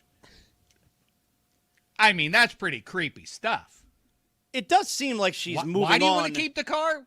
I mean, Hey, I don't hon, understand know why you you're- draw the line there. Like, it's the same house, bedroom, bed. It's like a serial killer token. There you go. There's lots of other Like things about Dexter. it. But the car. Helen, it's I appreciate that you've gone through a tough time, but do we have to keep his car in our home forever? Like we're just going to keep it? Look, Jeeps. Nobody's age going to gracefully. drive it. Jeeps age gracefully, and they become collector's items. Was it a So Wrangler? it's a practical choice. Yeah, was it a Wrangler? If it's a Wrangler, you got to keep it. was one of Also, those mini like Cherokees. it sounded like you took issue with the 4 years thing. Yeah. Right. It feels like you thought that she didn't grieve long enough. No, Keep in she, mind, she clearly a biological clock. Helen Hunt up there. She wanted to have a family. Well, clearly, do the math on this. Okay. His plane crashes, right? So he's gone. Now we assume that he died with the rest of the crew there. So what? 6 months? Because now they live together. They had a she and funeral. Chris Noth, and they have right. And the baby, if I remember correctly, maybe a year old. It's not a brand new baby. It's not like a month-old baby. It's at least 6 months old. So you can back into that. Like she was with Chris Noth within a year. Within a year. Well, I mean, my guess is that a traumatic experience like that makes you value your time and things that maybe you have put off in the past. You would say, I'm not putting this off anymore. I'm not going to waste time thinking about what's going to be when it's going to be.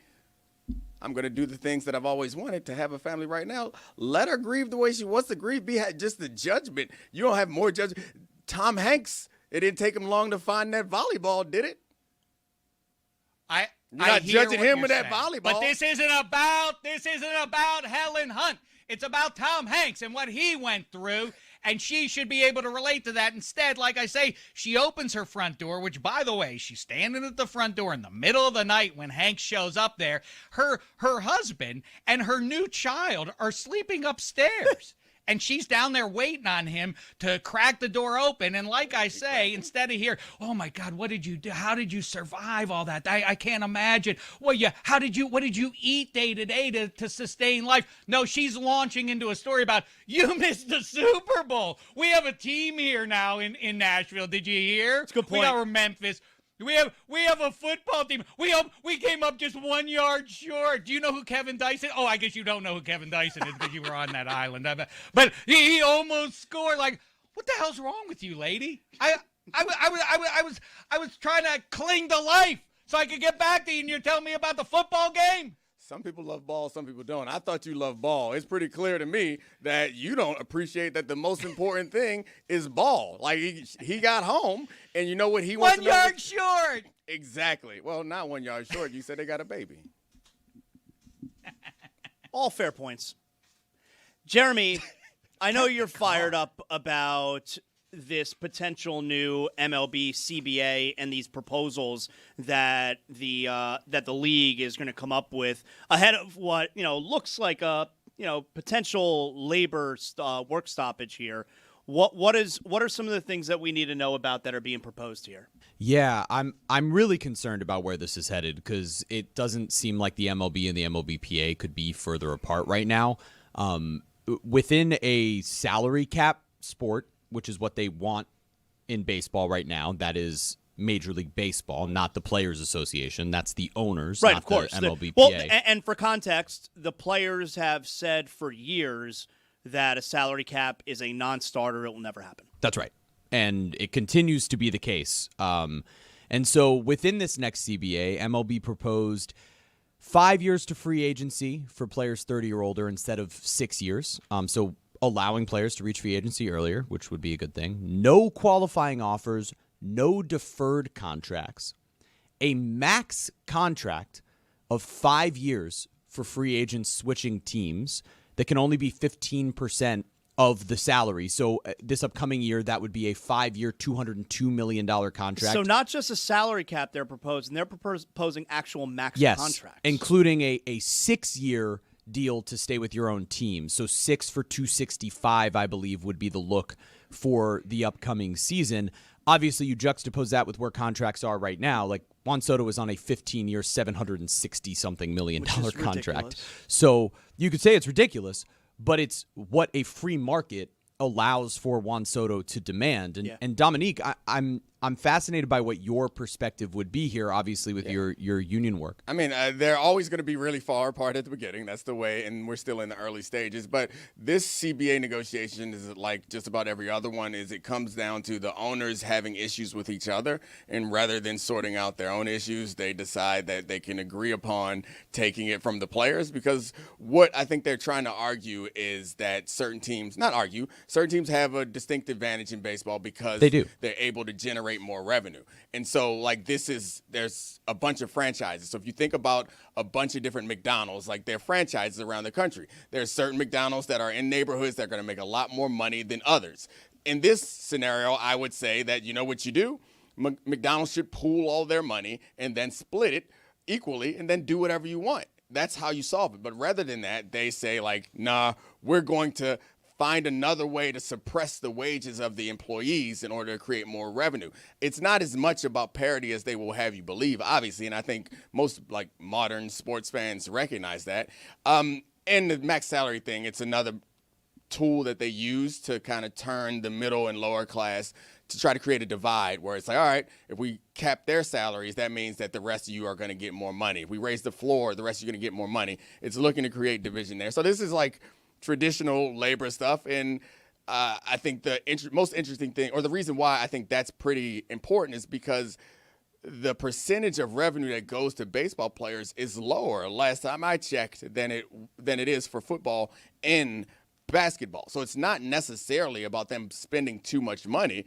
That's not the problem. It's their goal is to find a way to suppress the salaries further, not necessarily to create parity. If they would split their revenue amongst all the teams the way they wanted to and then make it fair that way, then we'd be fine. And to your point, they've also proposed, and they put it out on MLB social media, like the MLB account, which is the account that goes out to the common fan where they're finding highlights and graphics, like you don't really see that often. Normally these things are done through like MLB communications, but on the MLB account, they have this whole long post, and within the graphic, they included the fact where they say they've accepted MLBPA's free agency proposal, which would get them out in 5 years. They've accepted MLBPA's proposal to eliminate the qualifying offer system.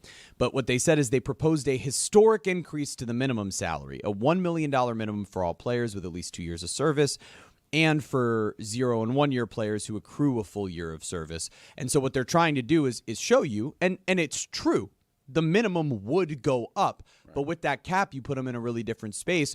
There is a quote from Bruce Meyer, who's the interim head of the MLBPA, and he said, "I'll tell you with all honesty, I have never seen this degree of unity at this point among agents and players. I think, honestly, the league has done us a favor because their proposals are, in fact, so obviously and extremely bad for players at all levels that it's actually been a benefit for our unity. Anybody who's banking on Major League Baseball players cracking, it's never happened. It's not going to happen. And that's why we're the only ones who don't have a salary cap." Yeah, I mean, is there any reason to believe that this is going to be the negotiation where the players finally agree to a salary cap? I mean, they have been adamant for literally ever that they are not going to agree to a salary cap. Yeah, I mean, I think there's reason to believe it because the leverage continues to shift in the favor of big business in this country and in sports in particular. And also, I do think that the players, the unity and the strength of the players hasn't been tested in modern Major League Baseball. So it'll be interesting to see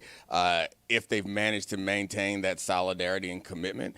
Please cut me off if I get boring because this is something I get really passionate about. And all the CBAs that I've been a part of and all the CBA negotiations that I've watched and all the things that I've read about labor unions, we always end up in the same place. And I think all union leaders and people involved in unions will sell to you that we're going to be able to beat them by using this special tactic. We'll beat them in court, or we'll beat them by turning the public against them, or I have this trick maneuver. I'll out-negotiate them in the room. Ultimately, what it comes down to is, are you willing to say no? Are you willing to take the pain and the sacrifice of not working to get what it is that you want? Baseball's been willing to do that many times. They'll be tested again, and we'll find out. And the worst part about it is maybe the players win, maybe the owners win. But if the fight goes all the way to the end, obviously it's us who loses, and ultimately baseball as a product, because it just felt like it got fun again. That's the thing. Like last week, like everybody these last couple of years, because of some of the changes that they've made to pace of play and strategy. No,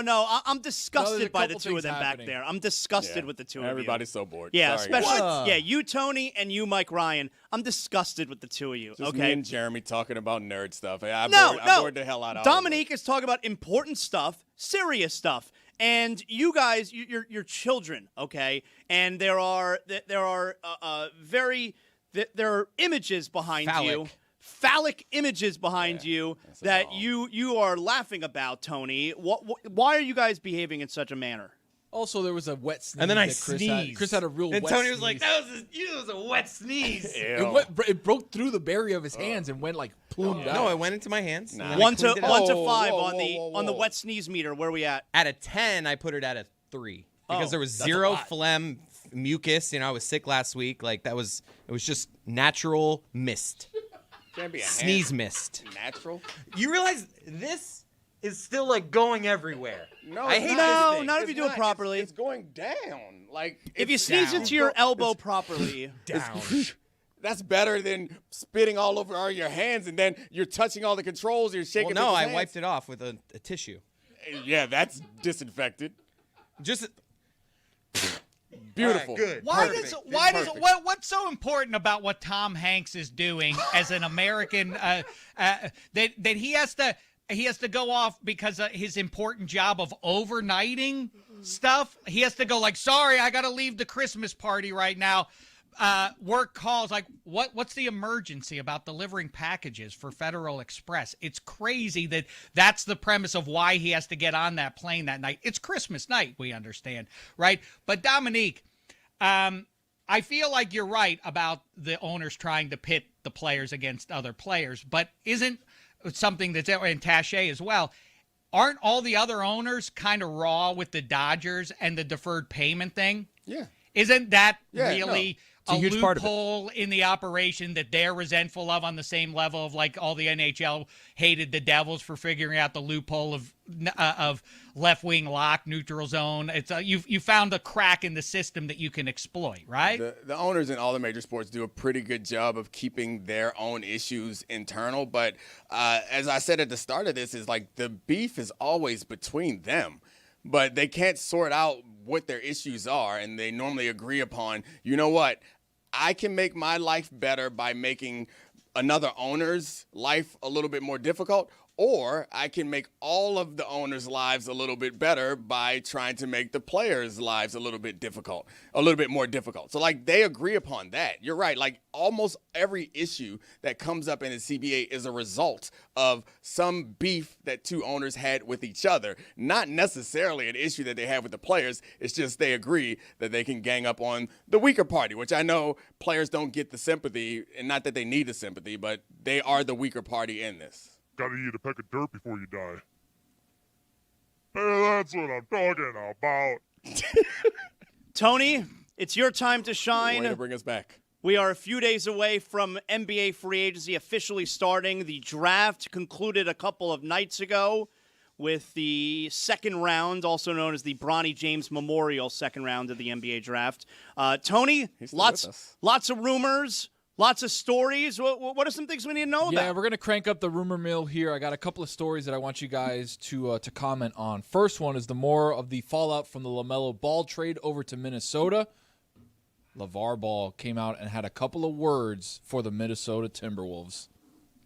Minnesota Timberwolves. Y'all did the coldest move in the game. You went and got that Melo. Yes, but here's the thing. Let me give you the recipe. You got to get the other two ball boys.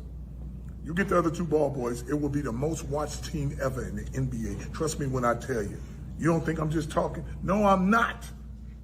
Melo can't win it by himself, but I tell you, with his brothers, I guarantee y'all a championship. The chemistry and the goddamn speed of the game, I never taught my boys to play by themselves, but together, you can't beat them. And with Ant, A-Rod, you already a superstar, so you know what to do.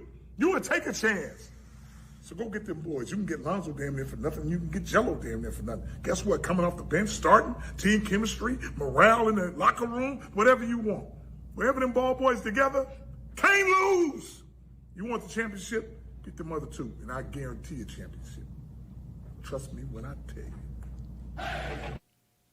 I might swerve in that corner. Whoa. Was the Zoom camera following his gut? I loved that part. You know, LeVar Ball's got that peg leg now. I thought we talked about this. Zaz, what do you think about LeVar Ball? I love him. I do. I love him.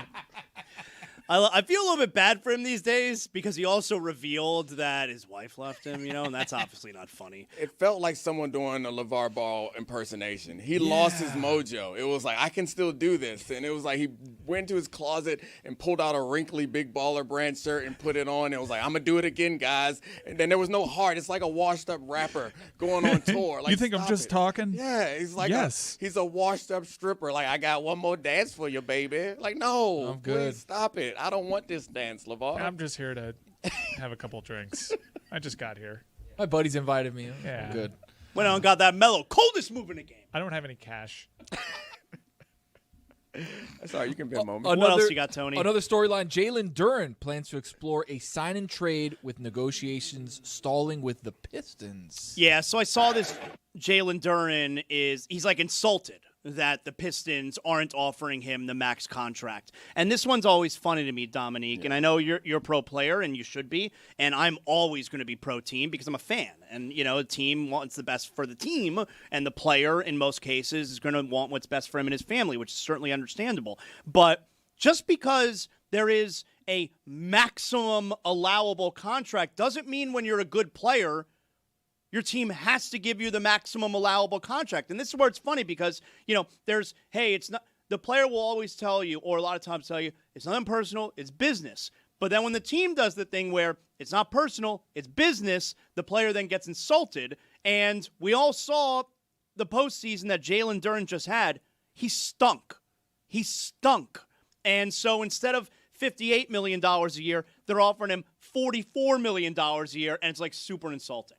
I mean, this is a live demonstration of exactly what I was just talking about. Like, the NBA instituted the max salary because the owners were not able to negotiate against the star players. And the result of the max salary is, of course, you suppress some of the salaries, but the result is also there's this signpost that's going to draw people up.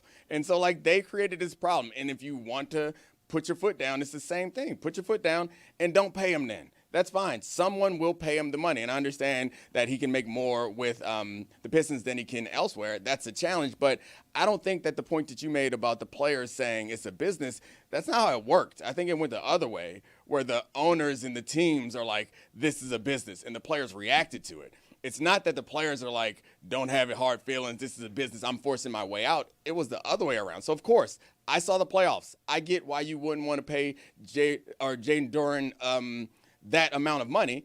However, I recognize that they created this structure that's going to happen this way. And so, like, you're going to have to, at some point, stop trying to make rules to avoid yourself having to be the bad guy or make the tough decision. Sooner or later, you're going to have to make the tough decision. So make the tough decision and don't blame him. What else you got, Tony? Zaz, sorry, I'm just upsetting to report. Mike Onori, longtime grinder and bench coach for a lot of different teams, has signed a 3-year contract. Obviously, we've talked about it. Not really. 1+1+1. And I'm looking through, and I've looked at 4 or 5 different articles, a bunch of different reports. I can't get a dollar figure attached to what it is that he's making. Oh, I think I heard it was like 1.5. Really? All I see is that it's underneath the below market base value. Yeah, it definitely is. I think it's 1.5, which is less than some big-time assistant coaches in the NBA. I've never seen anything like this. I know the Coaches Association president, which is J.B. Bickerstaff. He was not happy. Nor should he be. This is very unconventional, where he gets a guaranteed 1 year, and then the team can force you for another year, and the team can force you for another year. Like, that's kind of nuts, but at the same time, no one forced Mike Onori to sign it. No, and that's the part. It's like you talk about the Lev. Like, he's looking at it and being like, all right, I may not get another chance to be a head coach somewhere. And like, this is a disaster, but at least if I play well, I'll get the 1+1+1, and then I can go get something else maybe later in a couple of years. Yeah, but it's like, man, if you're getting such a small salary for a coach, the team can make you wait 3 years until you get that good payday, you know? Yeah. Hopefully with another team. Yeah, it sucks. But, I mean, they obviously have the ability to do it. I think sometimes these things kind of backfire when you feel like you're taking advantage of somebody or mistreating them. If he works out to be pretty good, I'm not sure how happy he's going to be to show up at work. And, of course, you'll say, shut up, show up at work, do your job, it's your job. But, like, these things matter. I think how you treat people, it ultimately comes back, and other people make decisions based on it. Well, and this is combined with the new owner is apparently a huge cheapskate. Yeah, and what they did to Thiago Splitter also, when Chauncey Billups got roped up, second game of the season, Thiago Splitter comes in and does an amazing job, leads them to the playoffs, and it's like, all right, we're talking to other coaches. We'll get a guy who's going to take 1,000% less than you will. You got anything else for us? I did really quick. Mike Onori, people probably don't know who he is. He dropped some gems during halftime and post-game press conferences. Nothing, fast break points, boom goes the dynamite, there goes our lead. We got to treat Bane like you do the elf on a shelf on Christmas morning. You got to find him. He makes everybody comfortable. He's like popcorn during Saturday night movies. Our paint defense was like 7-Eleven, open 24 hours. Realized they had hits on like Donkey Kong the way they started out. First time all year that we were kind of on almost like a hot mess express. So he's just doing material at halftime? He's just doing bits. I like it. I'm fully in. Isn't that what coaching is? You just do a bunch of bits. I feel like that right there is worth more money. Yeah, agreed. No hot foot. He's fun now. I dig it. Those are the things for us to look out for, I guess, over the next few days there, Tony. And Jaylen Brown, where's he going to end up? Also LeBron James. Oh, yes. To the Miami Heat. All right, we're still doing the and there's the picture. That's Supergirl. Mike and Tony can't stop laughing at. Got that DC. Good Lord. Real mature.